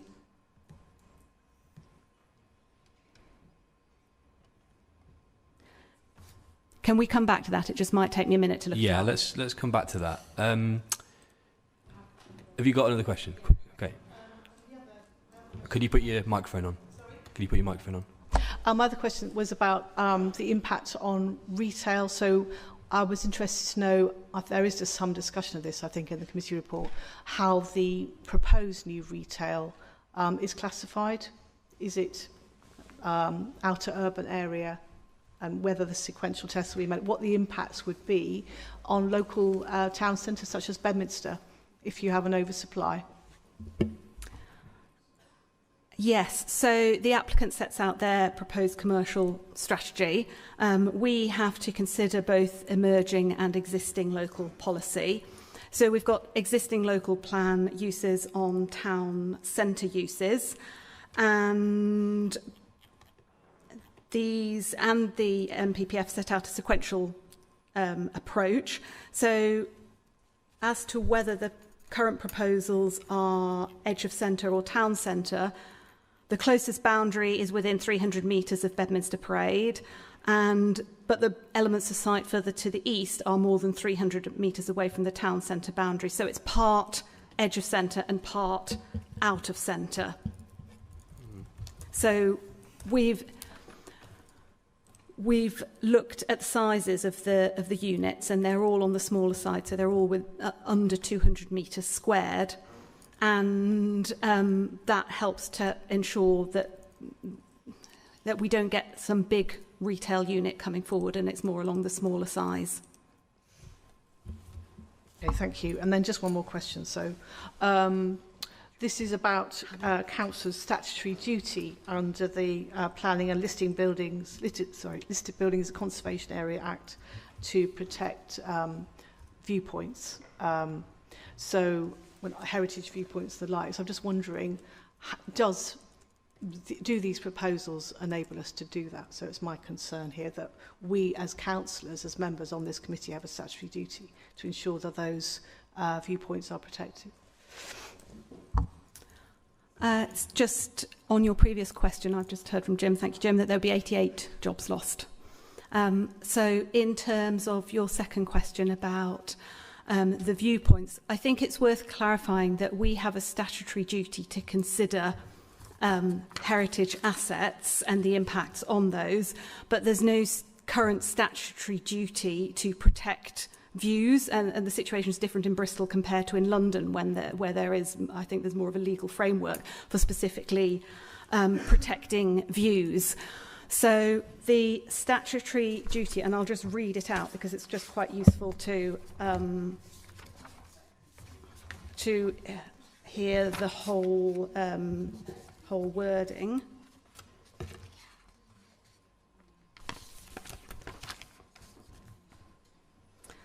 Yeah, so Section 72 of the Planning and Listed Building Conservation Areas Act requires us to place special attention to the desirability of preserving or enhancing the character of the conservation area, and have regard to the desirability of preserving the setting of listed buildings. So it's requiring us to have regard to it, but it's not specifically talking about viewpoints. And of course, we know that there are some key views. There are some key views set out in the in the White House Street regeneration framework area, including those views from Victoria Park. And as I've said in my committee report, and hopefully as part of this presentation, we do think there'll be an impact.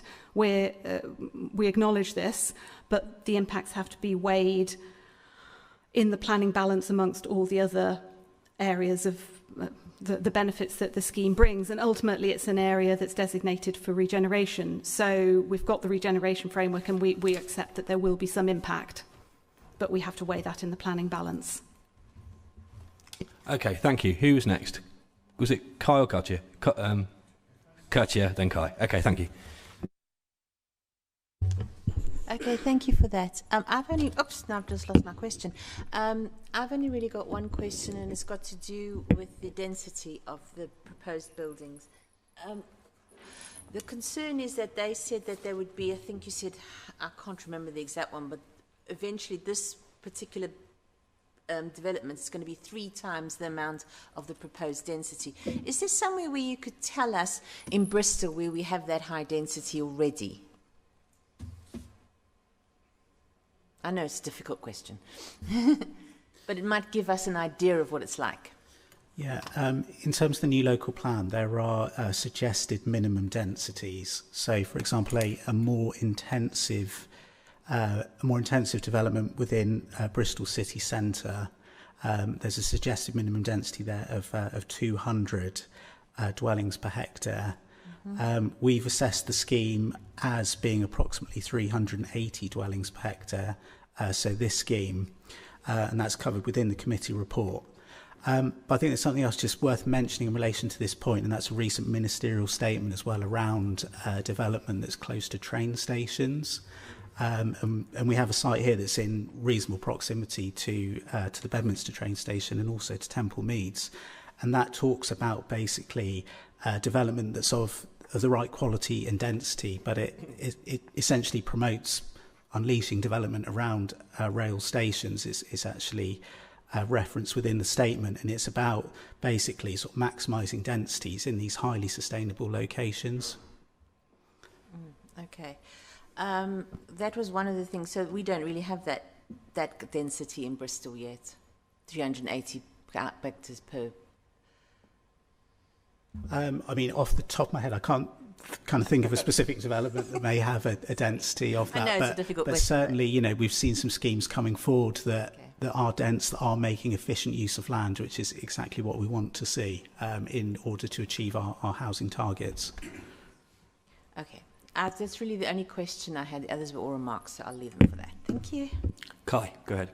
Oh, welcome to the committee, by the way, so I didn't say that. Thank you. It's been a few years since I've been on a planning committee. I've got a few questions, actually, and they mainly relate to the White House Street regeneration framework, which I had some involvement with when I was in the Cabinet, mainly around the sort of energy aspect, and it seems that aspect's quite fine. But can I just get some clarity on this? Because we were told in the presentation that it's a material consideration. Does that mean the whole framework is a material consideration, or only certain aspects of the framework are material considerations?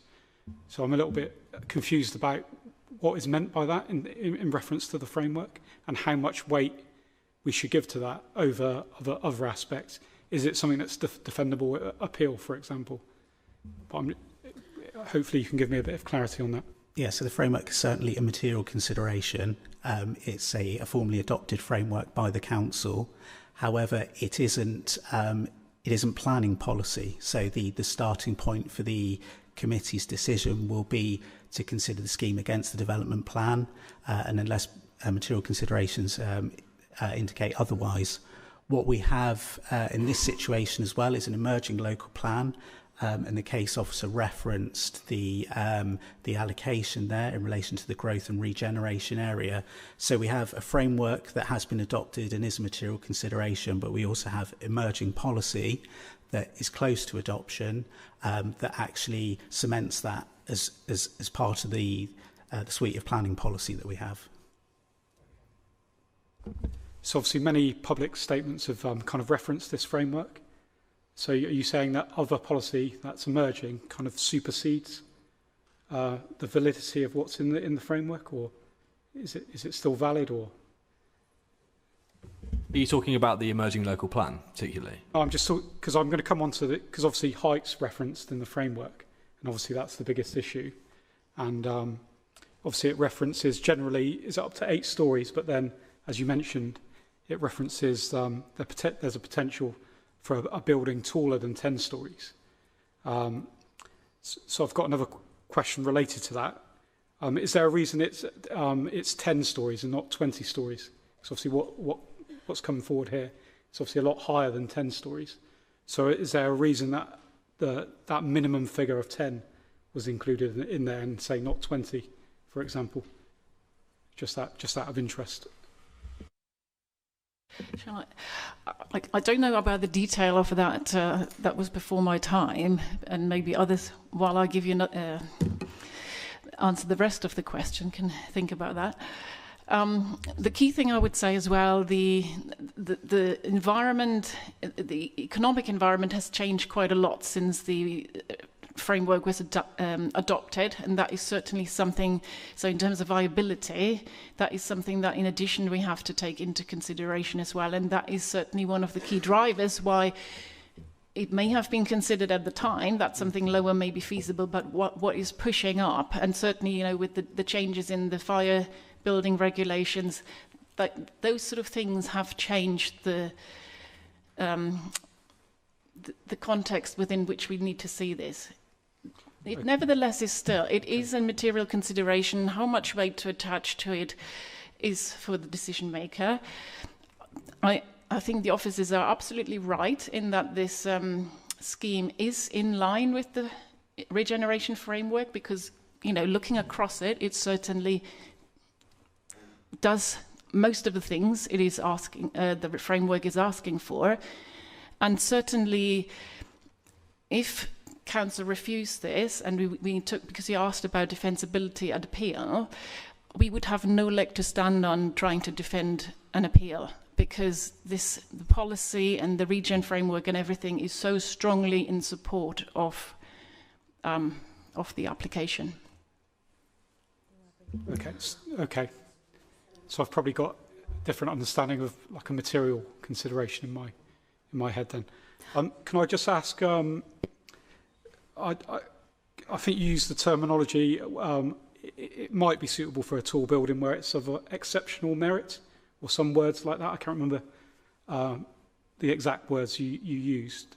But is that purely subjective, or is there kind of a policy background to what is an exceptional building? Because in my mind, that means something that might win like an architectural prize or something like that. Whereas I don't think this probably is. No, I'm not. I didn't want to clap, but it's a genuine question. So the framework talks about the location being suitable for a contextual tall building, and that's 8 to 10 stories or higher in this location. And when we talk about contextual tall buildings, as is contained in that descriptor, it depends on the context. So you look at the prevailing height and then going higher than that. So it doesn't set an upper limit. In terms of what makes a building of exceptional quality, it's in part subjective, but as I've hopefully tried to explain in the presentation, there are some key rules that can be adhered to, and those are set out in policy, and that's things like good use of material, using a distinctive architectural style that respects local architecture and local character and distinctiveness, having a clear top, middle and bottom, and other design rules, if you like, which we think that this development has followed for the reasons that I explained in the presentation. I can try and say more, but I might be repeating myself. Okay, thanks. And I've got one question on the employment space, because my memory of the framework was that actually what we were trying to do here was to keep an element of sort of manual jobs as part of the area going forward, like workspaces and things like that. But obviously what's come forward here is it Class E use, which probably wouldn't cover that type of, light industry workspace, kind of, small manufacturing sort of type workspace. So is that kind of, is it just this scheme that's been lost from, or is there a plan to maybe provide that type of workspace in other parts of the framework area in future, or is it something that should have been included as part of this scheme? Because I think obviously the numbers of jobs are important, but also the types of jobs. Because obviously a lot of people in South Bristol rely on that kind of the manual work that takes place there at the moment. I think there was an idea with the framework that we would try and keep some of that employment space, if as it's developed out. But obviously that the first one that's come forward here doesn't seem to include that type of working environment. So on the screen, I've shown again the applicant's illustrative commercial strategy, and you'll see it's split into 3. So the first one is maker spaces, and perhaps I should have been more clear about what this means. Within the applicant's commercial strategy, it talks about makers and light workshops. So this could be things like printmakers, gallery curators, potters, going on, gardening shops, bike supplies, bicycle repairs, recording studio, rehearsal spaces, those types of things. The second category is the food and beverage, and again there's focus on things like specialist coffee shops, food shops. Is that all covered by Class E use, is it? Yes, I think it could be all covered by Class E. My understanding is that kind of workshop type spaces should be Class B. Is it Class B1? I looked at this, and I think there's sufficient flexibility within Class E to accommodate these types of uses. Okay, thank you. And then finally, it's one for Jim, because it's been a while since I've been on the committee. Obviously, with the build-to-rent model, can you just clarify how you calculate what is due in terms of affordable housing? Is it based on the sale value of the unit, or is it based on the market rate rent that can be achieved in terms of what's required? Yeah, so taking a step back, what is required as a percentage is set out in government guidance, and that's 20% of the number of units. So that's 434 dwellings in total. 20% of that is something like 87 dwellings, and that's what the applicant is offering. And those dwellings would be rented out at a level that was no more than the current local housing allowance maximum percentage. Okay, so you're saying they've come in at 20%, which meant there was no sort of viability assessment because they've met our kind of policy. But if it did go through a viability assessment, it would be based on the value of the property or the market rent that was achievable. So thankfully, there was no viability, because that's always a cause of great pain. Had there been a viability, then yes, you look at all the costs and values associated with the scheme, and you, in essence, you could work out what the viability of the scheme was with no affordable housing, and then if there's a surplus, you add in affordable dwellings. In effect, you take out an open market dwelling and add in an affordable dwelling. So you're basically you're taking out a dwelling that's rented at 100% market value and putting in a dwelling that's rented at, say, 63% of market value, or whatever the local housing allowance maximum is, until you get to the point where the surplus has been taken up. Because normally that's based on the value of the property, isn't it, in terms of what it could be sold for? Yes. So you do the same for build to rent as well? Well, so if you're looking at, you can do build to rent in a number of ways. It's not actually relevant to this because there isn't viability to be discussed here, but you can, with an open market product, it has an end value of X £100,000. With build to rent, obviously it's got a rental income, an annual rental income, so you capitalise that according to a yield to get to an open market value. So you can get to the eventual value of a scheme by capitalising the rental values over a period of time, and that's how you would do it. Okay, and that's set by like market comparison, is it? Broadly, yes. Okay.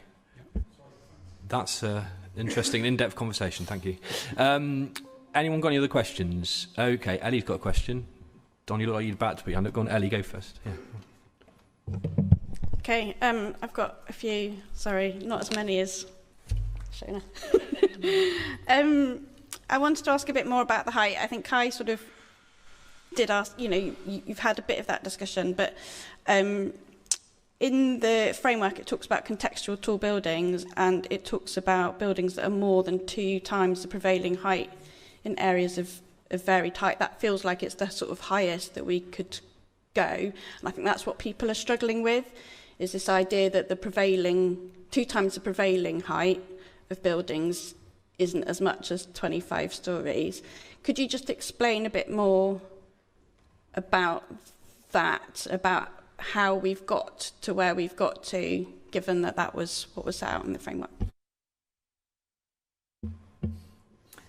Yeah, I think it's important to refer to our urban living SPD, which gives us guidance on the location of tall buildings and how these should be considered. And it takes us through a series of questions, and we're happy that the applicant has addressed these as far as reasonably possible. In terms of the process that's gone through, again, the applicants tested a number of options. So they've looked at lowering parts of the scheme, raising others, and where that would have an impact. And one of the things that was looked at was having the tower lower but then having other elements higher. So, for example, when you're looking at the view from Victoria Park, blocks A, B and C being higher. And one of the issues was that those blocks started to encroach upon the skyline, and so would encroach upon views to heritage assets such as the Wills Memorial Building, Cabot Tower, and other views of the city. So there was a balance to be struck here, and in the end, the option that the applicant submitted was to keep those elements lower, but then make that tower higher because it's a tower already, and kind of you're looking at the difference between adding a few stories and to what extent that makes a difference to the overall impact of it. The Urban Living SPD refers to that twice the prevailing height, but the new local plan says 10 floors plus can have a difference. So there's kind of different definitions here. I think that's what I'm struggling with a little bit, and I think what Kai was saying about the framework and how it's obviously attempted to set an expectation, but hasn't specified it, which is why we've got this sort of wriggle room, I guess. So the number of units wasn't ever sort of been in play for quite a long time, and it's just how they've been distributed that has changed. Yes, that's a good way of describing it. I can't remember whether the exact to the number units whether that's increased or decreased, but broadly it's been the same number of units. And then there have been a lot of options that we've looked at to test the impact from various different viewpoints, and this was the option that officers felt was the best in terms of its overall impact on views to the city. Yeah, I get that a tall, slim building is and different. again. Oh, sorry to interrupt. When we were looking at the design of Block D initially, we actually had a slightly lower tower, but it had these two high shoulders on it, which I showed on some of my it makes slides for quite earlier. a chunky building, doesn't it? Yeah, it was quite chunky, and so those kind of shoulders were taken down. So these elements, so that element there on the screen, I don't know if you can see my cursor, I don't think you can, but if you look on the left-hand side of the image, the furthermost part of the building towards the left was taken down, and then there was a slight increase in height on top, which helped get to this overall more elegant point tower, as it's called, which was just simplified, less cluttered, and presented a more cohesive, simple design and a simple form when viewed from a number of viewpoints. So that's hopefully helps to explain how we got to the height that we got to. Yeah, it does. I think I still have a question in my mind about the framework and how that's going to play in, particularly as this is the first, as you've pointed out, of many applications. So I think we need to sort of, going forward, need to bear that in mind. And it's a slight concern, but there we go. I wanted to ask about... Ellie, can I maybe just add to Kana's point? I think the other thing to consider is that the tall buildings policy in the emerging local plan is quite supportive. The inspector has accepted that or has not asked us to change anything about it, and therefore that we can attach quite a bit of weight to that. It clearly, again, also supersedes and attaches more weight than the framework in itself. So, again, that maybe helps in kind of thinking about height. Yeah, okay. I'm going to move away from height. You'll be glad to hear, I think, sort of. I wanted to ask about shadowing, actually, which is related, because quite a few of the local objections are around, so people like the City Farm and the schools are concerned about shadowing. Could you just talk a bit more about that? So we've had a daylight and sunlight assessment that was produced, and that looks about the impacts on future occupiers, include the internal and external spaces, and also neighbours in the area. So in my committee report, I did refer to some of the nearby properties and how they would be impacted.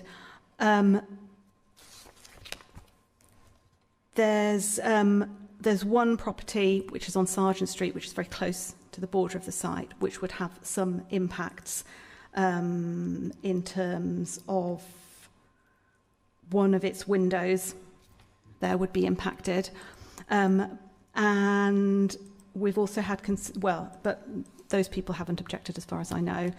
We've had concerns raised about impacts on York Road, which is between the gardens and the rear-facing windows of the properties on York Road are approximately 90 to 100 metres away from the site. And so it's a long way away, and if there is any overshadowing, it will be minor. Other things are set out in my report, but we did look at it and consider it, I think, in relation to the alignment of, or the location of the properties compared to the application site.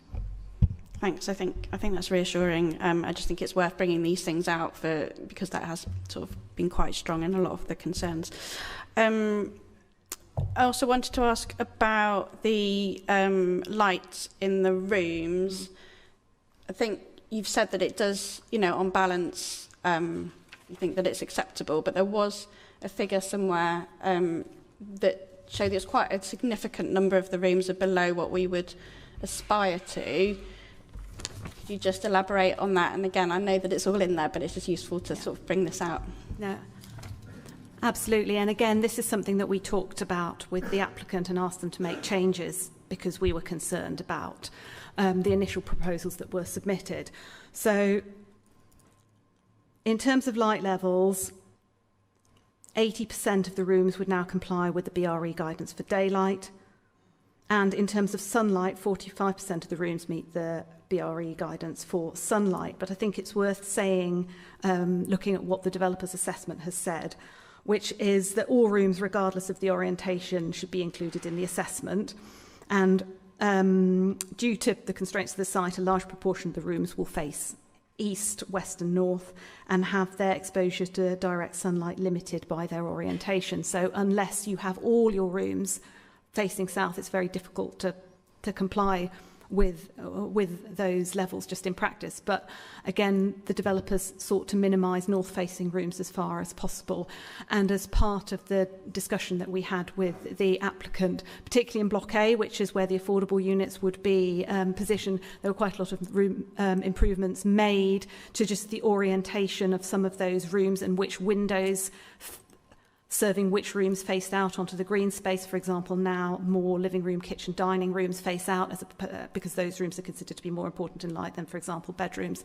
So the applicants made changes which have resolved our concerns considerably, and whilst we accept that that it doesn't meet all standards, it's quite difficult to do. And again, I think it's important when looking at amenity to consider the scheme as a whole. So is there access to green space, which there is? Are there access to local amenities, sustainable transport infrastructure and so on? And there'll be balconies, there'll be some front gardens, there'll be some roof terraces and the communal amenity spaces and public green spaces that I showed images of earlier. So it is something we've considered and thought about. Thank you, that's really helpful. My last question is around social value. I've done a quick, it's one of those things that's only come to me in the meeting, but it's always really helpful to understand whether there's some social value benefits that we've assessed as part of this, something that we're keen to elevate as part of planning. In terms of social value, do you mean things that will be of benefit to the community as a whole? Yeah. I think the commercial floor space and the applicant's strategy, or their commercial strategy here is, again, really important. And I think it's also important to say that our regeneration team have been working with potential businesses and would continue to work with them to make sure that you've got a pipeline of people who are willing to take on those commercial spaces who would bring benefit to the community, and so that we get those individual spaces for the maybe more creative uses that might be interesting for people to visit, and also cater for the people living there locally as an alternative to the town centre uses. Obviously, there's a limit to what the planning system can secure, because we're looking at a general Class E use here. But because this is an area for regeneration, it means that our regeneration colleagues are engaged then and help to do that. So I think that's really important. I think also the landscaping and the green space will be important and will bring value to people. And the package of highways works is hugely important. You know, it's a light industrial area with narrow pavements, some of which are not in a particularly good state. There'd be new cycle paths, there'd be wide pavements, and there'd be a lot of tree planting. There's also the commitment by the applicant to deliver part of this public plaza that's set out in the White House Street Regeneration Framework, which is a new public space which could be used by anybody passing through the area or visiting, as well as existing local residents and any new residents who would be living in the new houses in the PBSA or the new flats PBSA provided. Thank you. Yeah, I perhaps haven't phrased that quite right. I mean, that's really helpful, but I was thinking about sort of prioritising local businesses, making sure there are apprenticeships, thinking about benefits for the local schools, which we've touched on, but you know, that sort of the ripple effect, I suppose, of a construction site, which you don't need to answer. I just want to make sure that it's sort of that is registered. A couple of things there. We've got as Jonathan's just pointed out, we've got an employment and skills plan that would be provided via condition, which prioritises making sure that local people receive those jobs that might be coming out of the construction industry.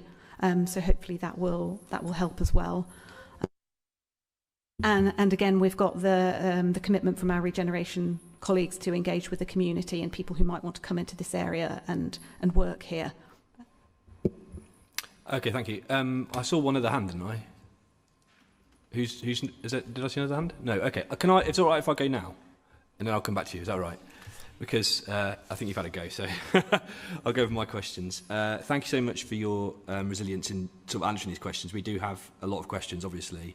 Simone mentioned a second ago there's quite a bit of weight being attached to the local plan, the emerging local plan, sorry. So I just wanted to go through a couple of policies that I just wanted to question. Policy UL1 in the new emerging local plan is the effective and efficient use of land, which we all want to see. It does talk about when we're moving from that position of being a inner urban to a more sort of intensive location like the city centre, which we've said a little bit about. It does say in identifying more intensive locations, close to means within 5 minutes walk of major public transport routes and corridors, including railway stations, rapid transit stops, including metro bus and major bus routes that are operating now are expected to become active. So I had a little look through, sorry, a bit of an amateur look through, but I didn't find that this was within 5 minutes walk of, I found 4 minutes to Spring Street, but that only serves one bus, so I don't think you could call that a major public transport route. So in actual fact, this may not be suitable as an intensive location. It seems to me that it's not actually meeting that guidance of being within 5 minutes walk.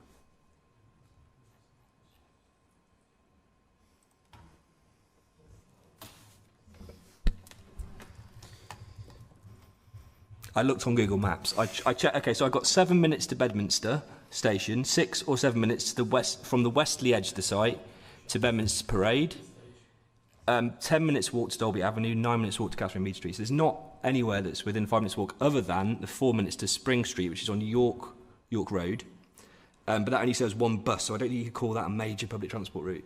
So does it actually meet the criteria for being an intensive location? Because you've spoken about that, but actually the policy says within 5 minutes walk. I think we're defining 5 minutes as approximately 400 metres. Temple Meads is about 700 metres away. Bedminster train station, I'm not sure of the exact location, but I think it's relatively close. Look. We can look it up. Yeah, let's do that. Bedminster Parade is about 600 metres away, and there are local buses that run down there. It's walking distance. So if you think about Bedminster Station, you obviously have to go down underneath the station to get to it. So it's actually more than 5 minutes walk, even though it's less than 400 metres.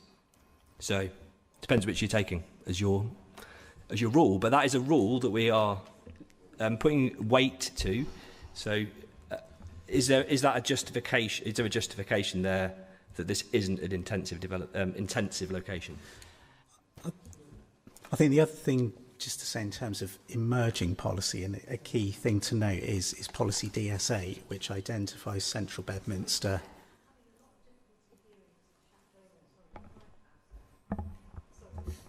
Thank you. Yep, Jonathan, carry on. Yeah, so policy DSA identifies central Bedminster as a proposed area of growth and regeneration, specifically due to the area's location close to the centre and Bristol Temple Quarter, and it also references the area being served by strategic public transport routes, including metro bus services and Bedminster railway stations.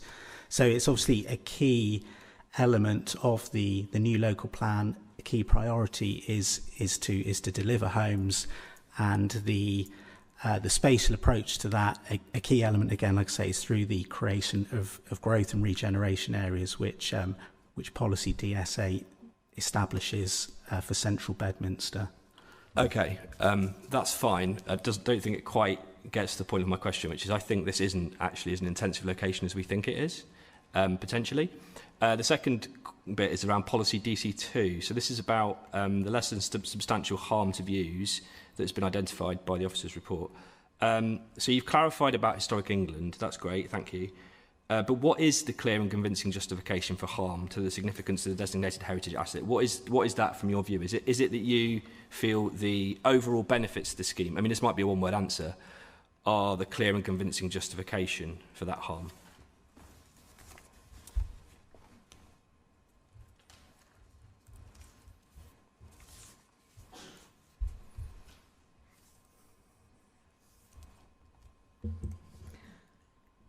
So I think here, and I'm just again looking back at my report, there's mitigation of the impact as far as reasonably possible through adjustments to the scale and massing as set out, and in terms of looking at the overall massing, as I mentioned below, changing the balance between the heights of some things. I think also it's important to acknowledge that this is a regeneration area. And so that's part of the justification here. We've got the White House Street regeneration framework, we've got emerging policy, and in order for regeneration to occur, unless you have very, very minimal development, there will be some impact. Okay, thank you. We have sort of minimums in all of our documentation. You know, the White House Street framework, I think, has a minimum. We've got minimums in the Urban Living SPD. Why don't we have maximums in our planning policy? Because if we have such a discrepancy between what the public understands by a tall building and what is actually proposed, surely there's a problem there. A lot of people, when they understand 10 stories, they understand that level, but 10 stories up to 22, 23 stories is quite a significant jump. So I don't know whether this is an answerable question, but why don't we have these upper limits? I have said this numerous times I mean, I know it's not something we can control here, but it does need to be raised as the biggest issue here, is that we don't have these maximum standards for what a building can go to. And so we're left in this position where we have effectively a way of saying, oh, you can do it this high, but you can't say, oh, but no higher than this, which is just very frustrating because it means that we can't have any clear guidance on what is too high. We don't have any objective guidance on what is too high. I'll attempt the first answer. Well, I think starting with, it was simply not included by, when the local plan was developed. Even if it had been included, I would suspect it would not have got through the inspectors, because it would actually be quite likely be seen as making the plan as undeliverable. Because clearly in the current, like I explained, in the current economic circumstance, we need to also think about what is actually deliverable. And that has a really important impact in this space. I wanted to briefly come back on your earlier question as well, if I may. You said about a rule about 5 minutes. I don't think it is such a clear-cut rule. I'll just remind members of an appeal we lost about a year ago, which was all around walking distances. In that it was slightly different. It was the walking distance to POPs. Yeah.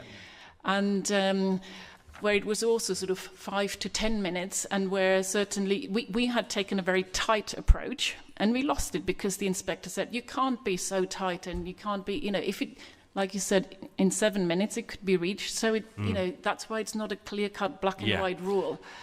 So that's what helpful, Simone. Thanks. I think that that it's less to do with the hard and fast of the close to. It's more to do with the significance of that, because if we're saying that in actual fact it is an intensive location, that obviously changes the DPH, so the dwellings per hectare.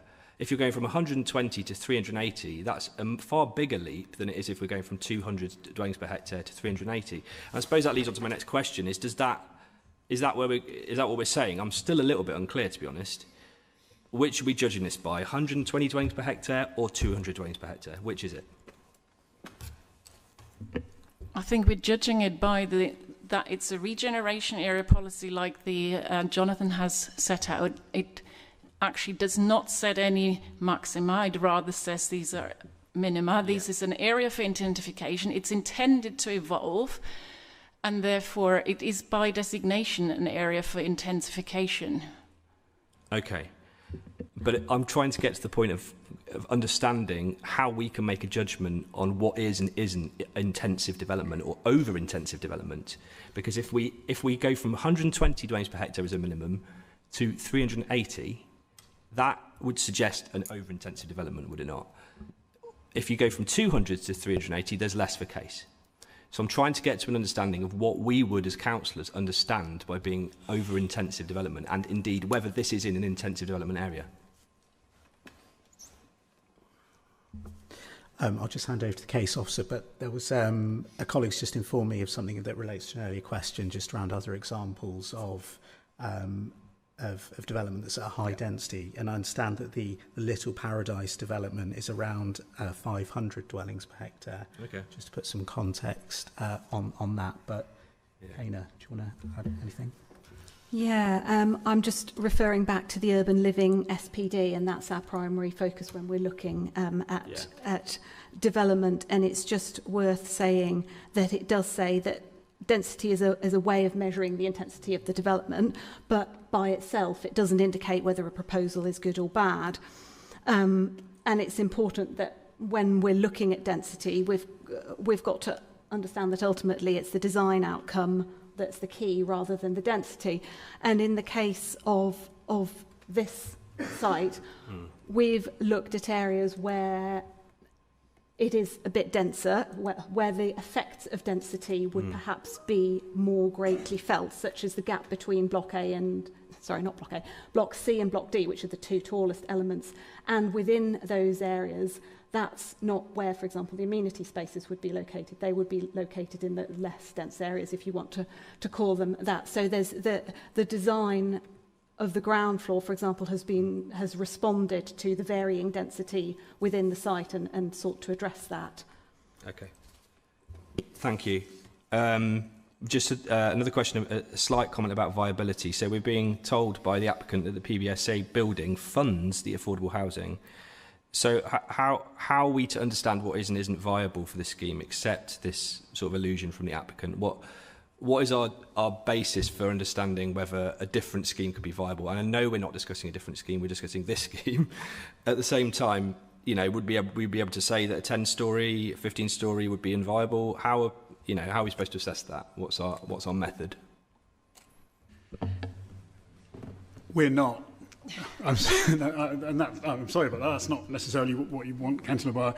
We're required to determine the application in front of us, and the National Planning Policy Framework is really clear that applications and developments that comply with policy are deemed to be viable. So we have to, in effect, take this as being a viable development.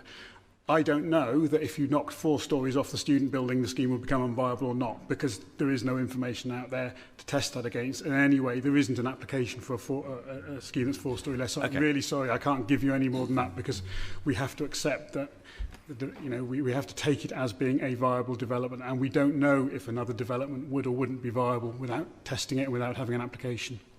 Can I just add, though, that clearly we do have also some intelligence from the various schemes that our colleagues, particularly in property, are trying to bring forward, and regeneration as well, where we know so many schemes, particularly actually higher density schemes, are massively underwater. It's really difficult to deliver them. And, you know, also from the work on the viability working group, and as such, it is...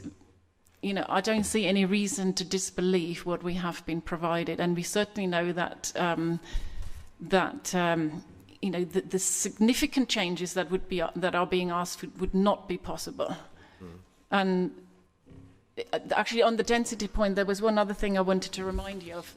I circulated, I think it was around about last October or so, and again, it was an appeal decision elsewhere. It was in Brighton. You may recall the Brighton Gasworks scheme, where again, the local plan had a moderate density. The scheme was much higher density. If I remember correctly, it was also a lot higher density than here. And the appeal was squarely lost, and also costs awarded against the council because they did refuse against the officer recommendation in this case, and where this is simply not something, you know, where we just haven't got density, we haven't got a policy on density on which we could refuse this.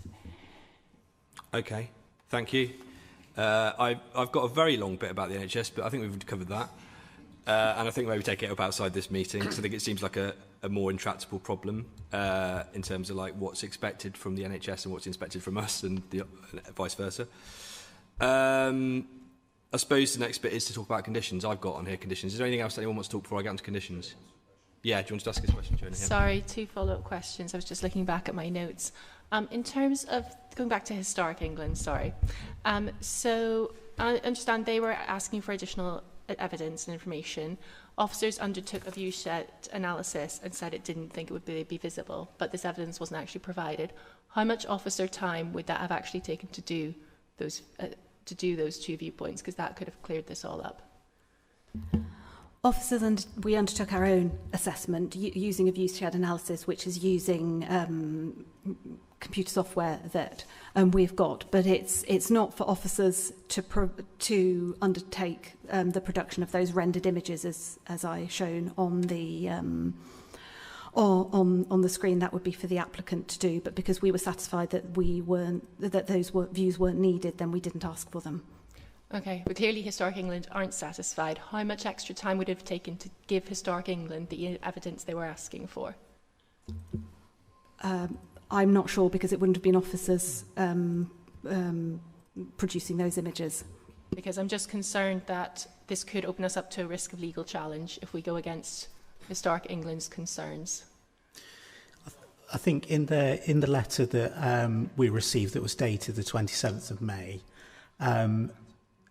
they said 2 things really in relation to these. The first, in the body of the letter, they suggested you request additional visualisations, and they finished up when they summarised their position advising us that we requested them. So again, as the case officer said, this wasn't a situation where Historic England were objecting to this, and as we've said, we undertook our own analysis using our own city modelling software, and you know, from that we were able to kind of establish what we needed to see really based on that. So the subtle difference is that they didn't put in a formal objection, but they remain concerned. Is that correct? Yeah. In summary, I understand that was their position. They didn't object. That's correct. They haven't objected. And just to confirm, so those 2 additional viewpoints, our analysis shown that the proposals wouldn't be seen at all from those, because you can do a viewshed analysis quite straightforwardly on the modelling software that we've got, and it gives you a plan showing all the locations within the city where the development could be seen. So physically you would stand there on the street and what you would see. And because our analysis showed that it couldn't be seen using that computer modelling software, to our mind there wasn't value in asking the applicant to produce the images showing that something couldn't be seen. Okay, but they still have said that they remain concerned. All right. Thank you. My second final question was back to the framework and what sort of we're talking what Kai mentioned about. And there is a part of the framework. I think I want to challenge the sort of hint that the framework supports the tall building. And we appreciate that this particular spot has been identified as a place for a tall building, but the height of the building is what is in question. And one of the parts of the framework says that tall buildings should not have a harmful impact by reason of having an unduly dominating impact on the surrounding area. I mean, looking at the visual impact assessments, it does seem an extremely dominating impact on the surrounding area. So what has officers' analysis, how have they come to the idea that it doesn't have an unduly dominating impact? Again, it's a regeneration area, and so we have to accept some impact in order for regeneration to occur, and we have to weigh everything in the planning balance and give a lot of weight to the benefits of the scheme, which include the provision of housing, and PBSA counts in terms of our housing targets. So we have to weigh everything up and consider the tilted balance, which I mentioned, which is national policy, which states us to give considerably more weight to that provision of housing. So with all that in mind, we had to undertake a balancing exercise, and we concluded that it was that the benefits weighed in favour of the scheme, and that the officer recommendation was approval. Okay, any more questions? Okay, before we go on to debate, I do think it's just worth reminding everyone about the process we follow. So what happens now is we have a discussion. Obviously, people give their views on what they think about the application overall amongst the councillors, and then we'll vote on it. And what we'll vote on is, first of all, what will happen is either I or a member of the committee will move the recommendation of the officers, which is to approve this application. So we'll go through that first, and if that doesn't carry, then we'll go to something else. So I just wanted to make that clear before we started the discussion. Does anyone want to start? Got a few hands already. So I'm going to go Don, as a newcomer to this committee, Richard, and then Andrew. Thank you, and I've been economical with my words so far, Chair, so I deserve this. First of all, this development will be highly sustainable in energy terms. Because of its density and because of the density of the regeneration area, the heat network will be there. So that means it can be effectively carbon neutral. That won't happen out in my area because we don't have that level of density to make it financially viable. Second, it's very sustainable in terms of transport. Chair, you might find 7 minutes a long walk to the station, or in fact to 2 stations, including the biggest one in the southwest. If this was in Lawrence Weston, you'd have a 20-minute walk to the Flagpole bus stop. So either we can put the housing for people who haven't got housing out in Lawrence Weston and give them all a car, or we can house them in an area like this, and as this proposal does, virtually ban them from having a car unless they have disabilities which warrant them. That is the way towards sustainability and a way towards a transport system that works, because they'll be putting their money into the public transport and making sure that public transport is ever more effective, and the walk won't be 4, 5, 6 minutes. Eventually it will be 3 minutes, etc., etc., etc. Finally, if we want to talk about equalities, yes, of course, there will be impacts on some people in building something that size. But you've got 20% affordable housing. Many of the residents of that housing will be people who are care experienced, or they will be families who have got children with EHCPs. That is what they need in order to face those other challenges in their lives, is good accommodation. And currently they're living in temporary accommodation. It's very hard to face all those challenges. So if you want to do an equalities impact assessment, then do the full job, and don't just talk about those people who will be impacted by the construction. Talk about those people who will benefit from the housing. There are other things I could say, but I think this is a fully compliant proposal, and I think we'd be very unwise to refuse it. And I do very much hope that it's approved, but I also hope that they are able to build it out as well, because it's a very challenging environment where we're in at the moment financially. This is a difficult site, and we need to be pragmatic in order to make sure that people aren't left in temporary accommodation for decade after decade in this city. Thank you. Okay, Richard. in my experience, most planning committees generate almost as much heat as light, though obviously we're all entitled to our view. Having said that, I do take exception to the allegation made by Councillor Stone that all high-rise buildings ipso facto cause mental illness. Frankly, there are, well, firstly, I concede that some badly designed social housing in the 60s and 70s have set up legacies which we're still dealing with, but over multi-million pound of high-rise units across the world, in the Americas, in Europe, in Asia, in Australasia, have been designed to high standards, and people thrive and enjoy living in them. To be honest, is there anything is bound to cause mental illness? Is the misery of homelessness, living without a roof over your head, or living in cramped situations with your family. This scheme, I think the offers are absolutely correct.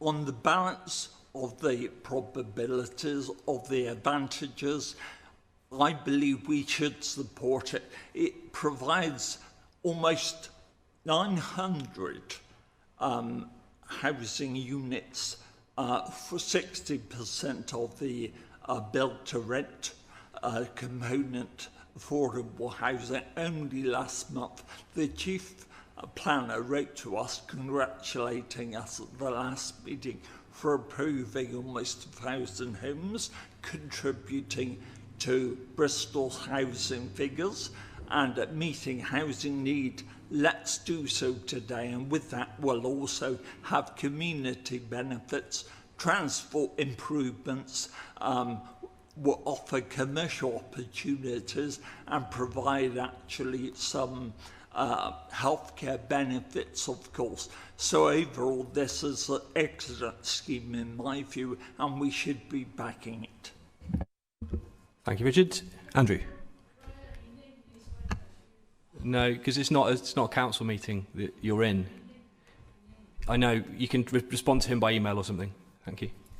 Thank you very much, Chair. So I used to live at the top of Redcatch Hill in St Agnes Gardens, and one of the things that attracted me to it was probably the best view in Bristol. It was absolutely incredible. You know, in the foreground, I could see the whole of Victoria Park. Behind Victoria Park, I could see the city centre, the cathedral, Willsmore Tower, everything. It was just an incredible view, and I felt very lucky to live there. I don't live there anymore, unfortunately.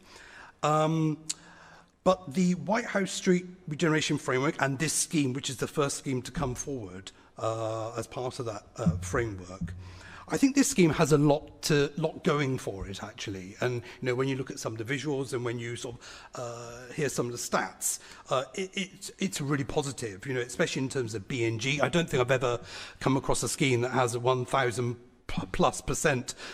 BNG. So that's absolutely incredible. The public realm, I think, looks very desirable. The active street fronts, you know, the new employment facilities, and of course, much needed affordable housing. It's such a shame that with all of these schemes that seem to come before us, it's always a balance, isn't it? And there are elements of the scheme I really like, and there are elements, one big element I don't particularly like. I'm not a huge fan of tall buildings, and as we've all agreed, it will have an impact on those wonderful views. Just to say, though, that in Manchester this year, they've just approved a building that's 64 stories. They've just completed, actually. It's 64 stories, so that's 200 metres. So this is nowhere near as big as that. But, you know, Manchester's a very different place to Bristol. But it's a challenge, isn't it? We have to weigh up the pros and cons and come to a decision. But we have a huge housing waiting list. I don't know the exact figures, but it's well over 20,000 households waiting for somewhere to live. And you have to put that against protecting a view. I just think, unfortunately, I have to go on the side of providing much needed housing. And also, as has been said, it is a compliant scheme. So if we do refuse it and it goes to appeal, we're likely to lose that appeal at great expense to the council. So I am minded to approve this scheme. Thank you. Thank you, Andrew. Anyone else want to make any comments? Serena, go ahead. I'm really struggling with this. I really think it's a very cynical scheme. A lot has been made of it providing iconic architecture, which I'm trying to be polite here, I think is a nonsense. Bristol Byzantine, my backside, to be fair. I'm wondering who is really going to benefit here. The local community clearly are not going to, for the amount of objections we've seen. Local school children don't feel they can either. The city and its heritage, I think we're at real risk of losing what makes Bristol special.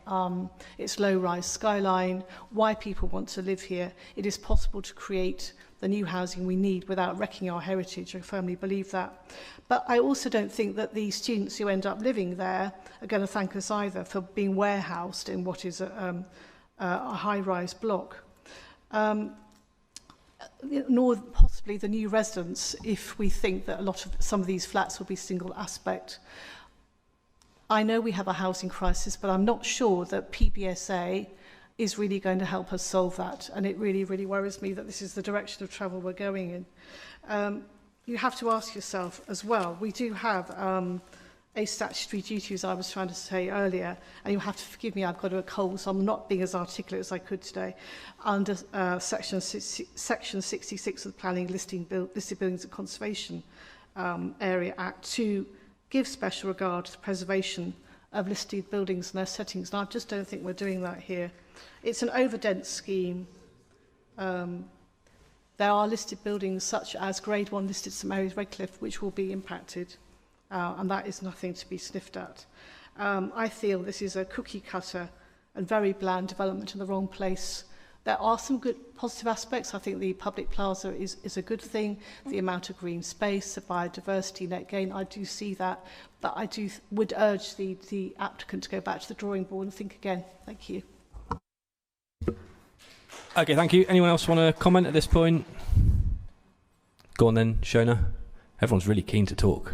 Sorry, I'll keep it quick. Yes, I mean, obviously when we're building houses, there's going to be side effects and sacrifices have to be made. In my own ward of Lawrence Hill, the waiting list is particularly keenly felt, and there's a lot of developments coming forward and a lot of discussions and arguments and negotiations going on about what are the best types of developments. I share the concerns about that PBCA counts towards meeting our targets because and the concerns about how that's going to impact on the community. I would challenge the implication that the vulnerable children at LPW school are only going to be affected during the construction, when the school has clearly raised concerns about the children's privacy being impacted, and these are some of the children with the biggest learning needs in the city. And it's maybe not a material consideration, but I am concerned that if this is built in this way, it's going to be really resented by the current residents, and that's not going to be conducive to community cohesion. During the briefing, it kept being said, well, it's mainly, most of the objections are coming from people from Totterdown, but actually the views from that park are appreciated by people from across Bristol, and that is also positive for people's mental health, and parks are one of our last freely accessible places, and I think it is going to be incredibly dominating.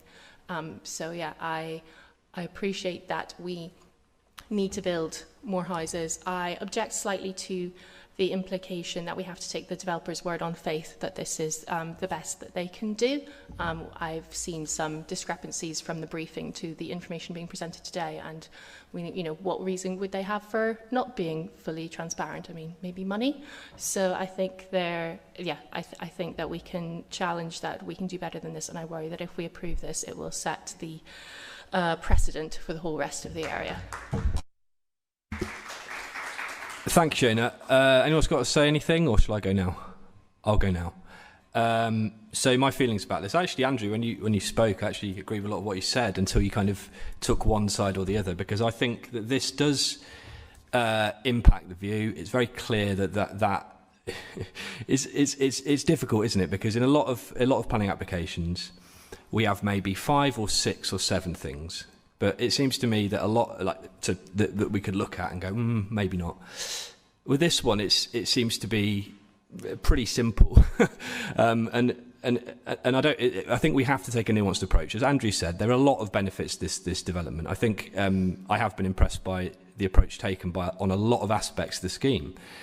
It's just the level at which this represents, to me, over-intensive development. And I think that the best option that we could take here is to look at the refusal reasons. I don't think we don't get those. They don't come to this committee until we actually make a decision to defer. And so for me, I feel the best course of action is to defer so that we can get the refusal reasons and then assess them. And I think that's the most democratic thing to do, because clearly there is, in this democratic discussion we've had, a difference of opinion that people take on whether this is, on balance, better or worse. So I'm of the view that we should look at over-intensive development as a refusal reason, and what reasons we can give. We should look at heritage grounds, the harms to the view of the heritage assets. And I do actually think, I know I made a big play about the 4 minutes, 5 minutes thing earlier about the station and bus stops. But it's this location. Is it actually an intensive location? I don't think that has been fully understood. It doesn't seem to me that... Chair, the most democratic thing is to have a vote. Absolutely, Don, we're coming to that. Can I finish my thoughts, please? Is that all right? Yes, and we'll come to that in a minute. So, thanks for interrupting my flow. I don't know where I'm going now. But no, I think that is worth talking about, whether this is an intensive location in the way that perhaps has been suggested by some of our policy. And I do think I also have concerns in the way that Sian has outlined about some of the mitigation measures that we should be putting in place, not us, the applicant, should be putting in place around Learning Partnership West and St Mary Redcliffe School. I do think those are substantive, but they're obviously not material in the same way, so I'd rather that we took those on a sort of suggested route forward about how to engage with those key stakeholders. Anyone got anything else they want to say before we move on? It didn't happen to be forward, Chairman. Could I propose formally the officer's recommendation to approve conditions?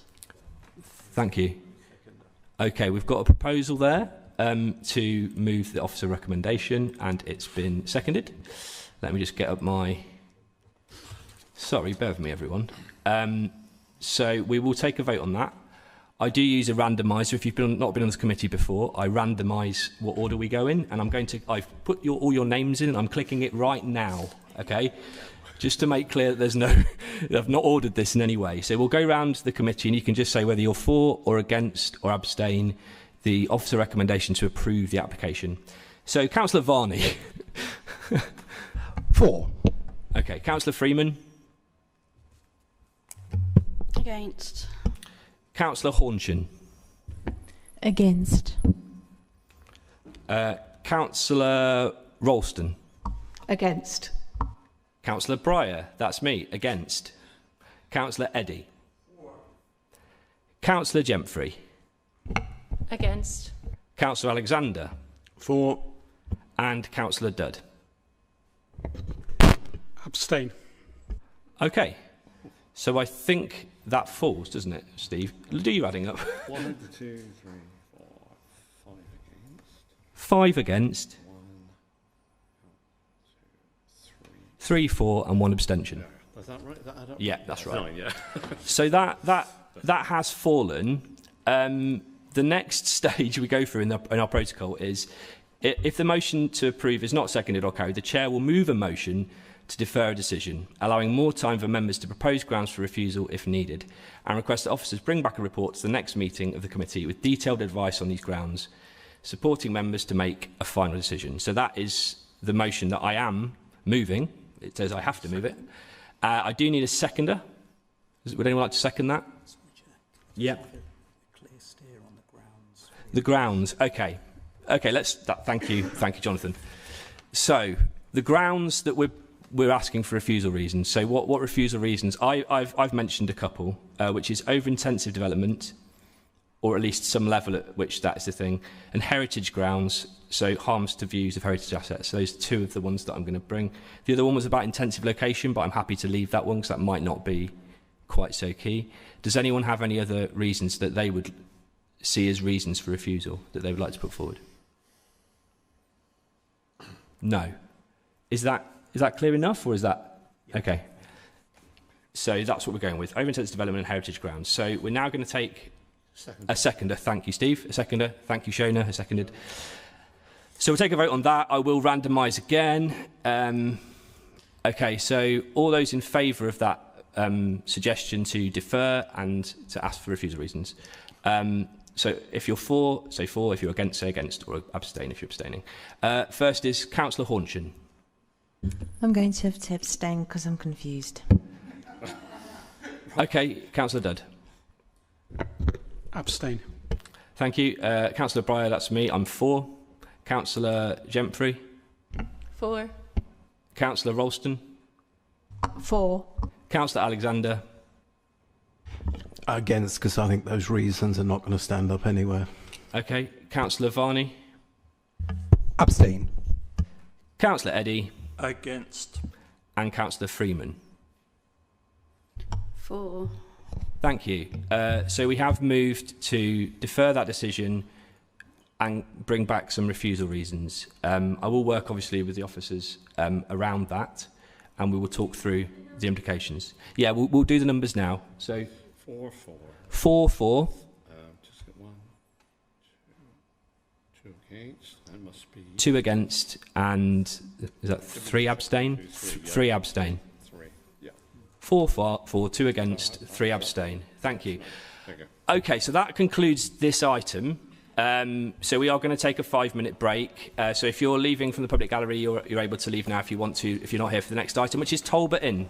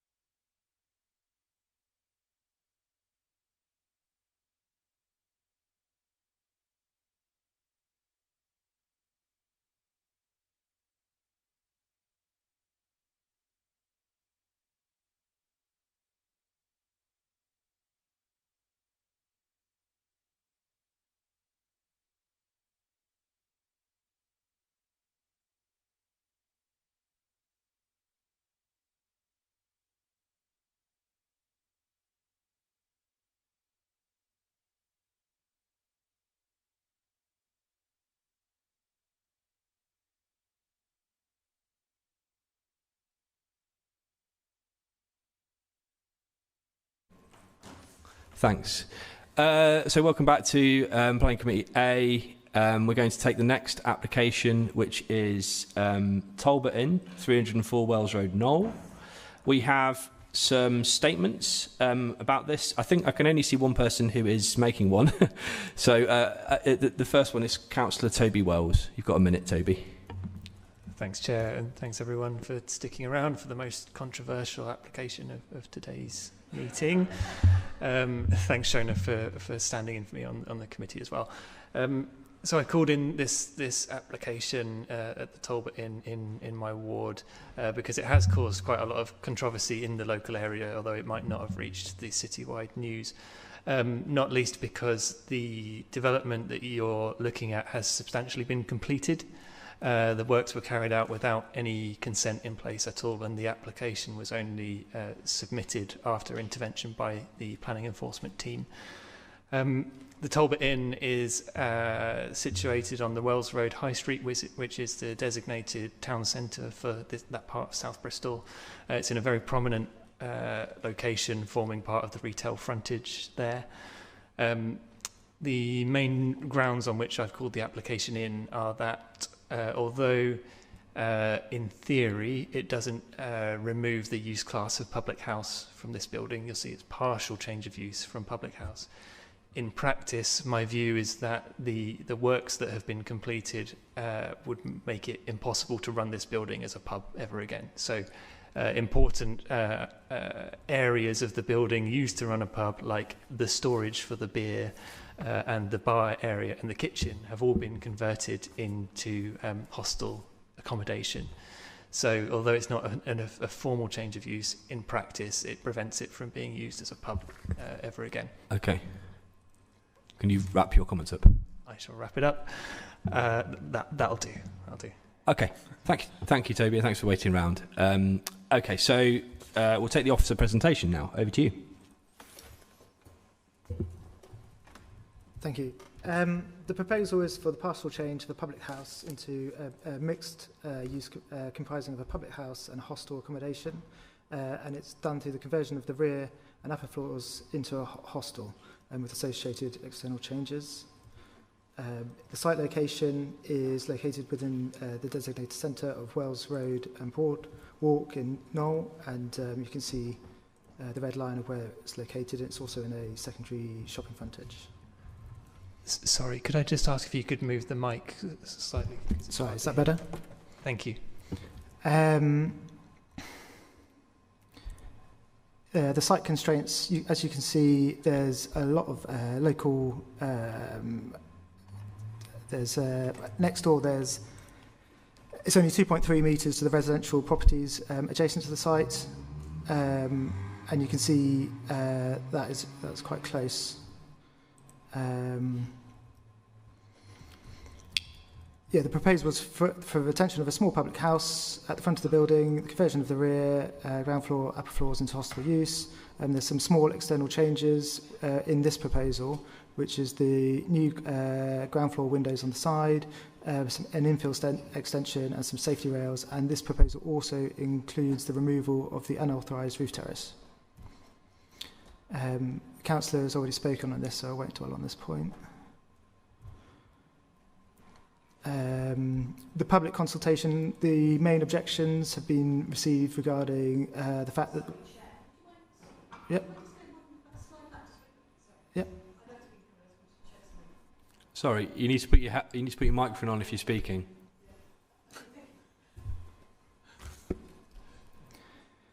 The main themes that have come up is the fact that it was constructed without planning permission. There have been concerns whether what's left will be a viable pub. There's concerns that it will harm the vitality of the town centre and the secondary shopping frontage. There's concerns around the waste management. There's also concerns around parking pressure. There's concerns about the quality of the build. There's also concerns about how the hostel will function and whether that will be a HMO. And there's also calls for enforcement action and refusal. Our Transport Development Management officer has not objected, and they have said that they would need further details on the cycle parking and the waste storage, and our pollution control officer has not objected. Here are pictures of the unauthorised roof terrace. And it's located 2.3 metres away from habitable rooms across Talbot Road. And you can also see there's direct overlooking into other properties at the rear. And the proposal proposes removing this roof terrace. Here we have the existing plans, and this is a satellite image taken in 2021, and you can see how it originally looked.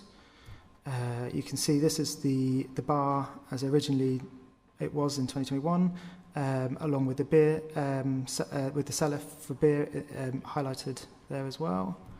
The original had a kitchen, had 2 toilets, had a beer garden at the back, which can be seen on the satellite imagery, and the rest was storage and ancillary stuff for the pub. And then upstairs was staff accommodation.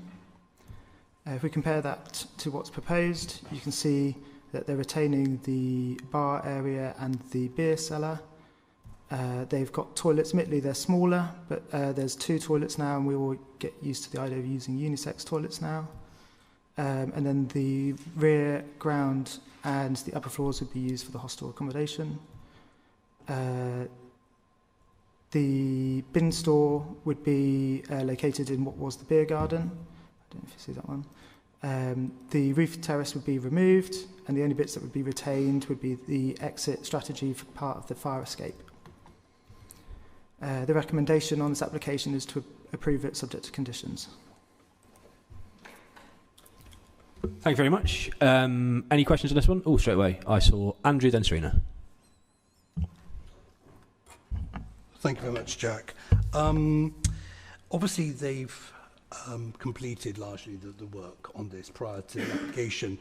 Is that a material consideration if we wanted to punish somebody for proceeding without permission, or does that have no bearing whatsoever?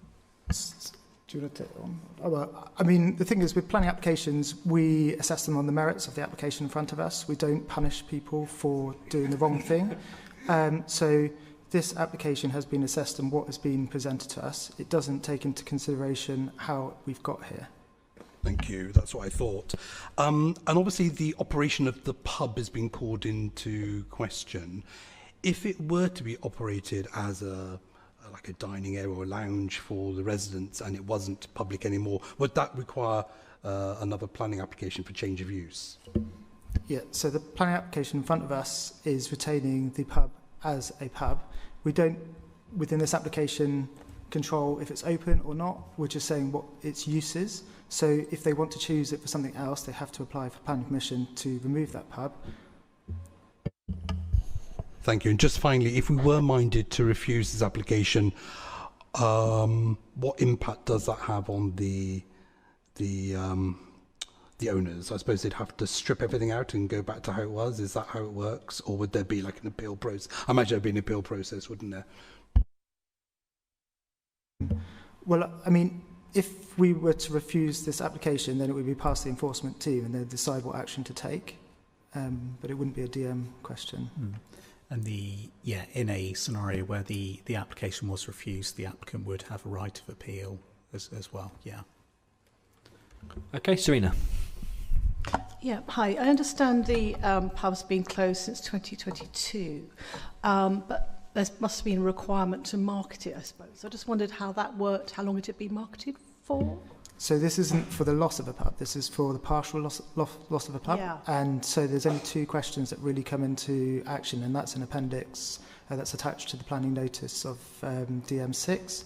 But if you look at that appendix, one of the things that it asks in assessing the viability of a pub is, have you considered diversification? And this pub is putting a hostel on it, so it is diversifying to make it a more viable business. Right, that's really useful, thank you. I suppose then it comes down to, when is a pub a pub? So it's quite difficult to get a feel for this, but it's tiny, isn't it? So will it still really function genuinely as a pub? Is that a question that we should be considering? So the pub itself, the bar area will be the same as what was originally there. it will have lost its kitchen and it will have lost its beer garden, but it will have storage for beer and it will retain its beer cellar. It will have an entrance. There are other pubs of a similar size that operate and function, and it's not for us to have the business open and running. It's just to say what its use is, and so it will be, its use class will be a pub. So I can't tell you if it will open as a pub. I have no idea. I don't know if what will happen. But if it's used for another use, then they'll either have to use a planning application to change it to that use, or they could face enforcement for using it for something else. Oh, yeah, thank you. Okay, any other questions? I have a couple. Go on, Jenny. Yeah. Yeah, just one. Serena covered my other ones. About the toilets, so I can see that the previous toilets have been removed, and now there's 2 very small toilets. How does that? Are those accessible, and are they required to be accessible, or is that not a requirement for a pub of any size, of this size? I believe that comes under building control, isn't it? Yeah, I don't think that's a matter we'd be assessing at the planning application stage for a pub. Okay, so that's not really relevant to our discussion today. No, I think as Jack said, that would be covered by building regulations, I think. Okay, Kasia, come on. I was just wondering, with the planning permission that we're going to grant them, can we look at how many people will be living in this? And they are temporary, I'm assuming, because it said in the papers that they're only allowed to be there for 20 or 21 days.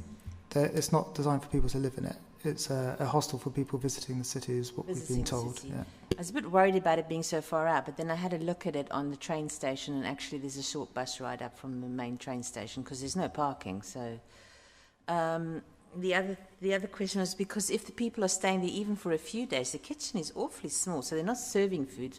I'm assuming people bring their own food and cook it themselves in that tiny little kitchen. So my understanding is it would operate as a sort of a youth hostel type thing where you come and stay and you have a cheaper rate than staying at a hotel. I don't know the ins and outs of how it would operate as a business, and it's not for us to decide that. What we're looking at is, how is the loss of the public house affected, and we're not really looking at the size of the kitchen and how the rooms will function. Flummoxed. I'm continuously flummoxed that we don't look at the quality of the interiors when we're doing planning permission. It completely blows my mind. I'm sorry. I know I'm sitting here for 5 years and it still blows my mind. Anyway, so that was the question I had. So obviously I can't take that into consideration. Thank you. Okay. Any other questions? My main one, I'm not sure whether this was Shona's question or whether it's a slightly different one, but it seems like the applicant is saying something different about the disabled accessibility of the toilet.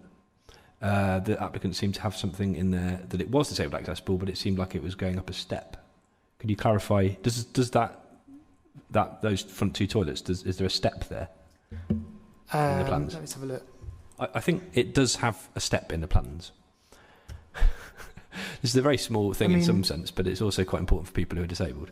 I think it's. I wouldn't know, and you could put a ramp in. It's not a planning point. If do you know what I mean? It's yes. It's again, the access was also questioned, and from what I understand, there was an internal step, so you could get in the door on the side at a level threshold, but you still have to go down a step to get to the bar. And it's an existing building; it's not a new build. Okay, thank you. And the other question was that in terms of proximity to other pubs. I noticed that I think there's the Knowle and the George. There's pubs in the local locality. So even if we were to consider that this was lost for pub, there would still be other pubs in the locality. Yeah, but that's not the planning application that's in front of us. No, I know. Okay, thanks. You're good. Right. So let's. Has anyone got anything else they want to ask? No. So let's move to the debate. Anyone got anything they want to say about this application? Shona, go ahead. I guess in terms of conditions, am I right in considering that we'd probably want to have conditions? Was it around cycle parking and waste storage? Because yes. those seem to be issues that came up. Sorry, so that may be a question. So one of the conditions is asking for further details on the waste and cycle storage. Yeah. Okay. So we'll look at those as conditions, and the officers will go away and find conditions for those. Hopefully. Anything else anyone wants to say about this application? I find it's a slightly odd situation, isn't it, where you have to sort of put aside what's gone before. But I think this is a reasonable application, and I think it delivers something that actually is quite helpful. If you've got a hostel in the area, it does actually give people an opportunity to stay for a short period of time, and that's quite good. As Kachi said, you initially might think it's a slightly strange place to put that, but more and more of Bristol is going to become sort of part of the university universe, as it were, and so we probably will have more students. And I think, as mentioned in the application, I think it's going to be marketed particularly towards people from Asian countries who are coming to Bristol. And I think there is sometimes a point at which you don't have your student accommodation yet, and you can't get into it, and there might be a sort of gap that needs to be filled there, and this could suitably do that. I do take the point that it is frustrating when people start doing things and we have to do planning enforcement in order to force them to do something. But hopefully, as a result of this application, and as I think approving it, we will actually get to the point where we can, enforce all those things and make sure that the application is built out and it has all the things that it says it's going to have in it, and all the things it's not supposed to have in it are not included. Anything else? Okay, I'm going to move the officer recommendation. Do I have a seconder? Thank you, Andrew. So we'll just go around. Do you know what? I'm not going to do it with the random thing because it's on a different page. Let's just go around. Just say whether you're for or against. Sorry.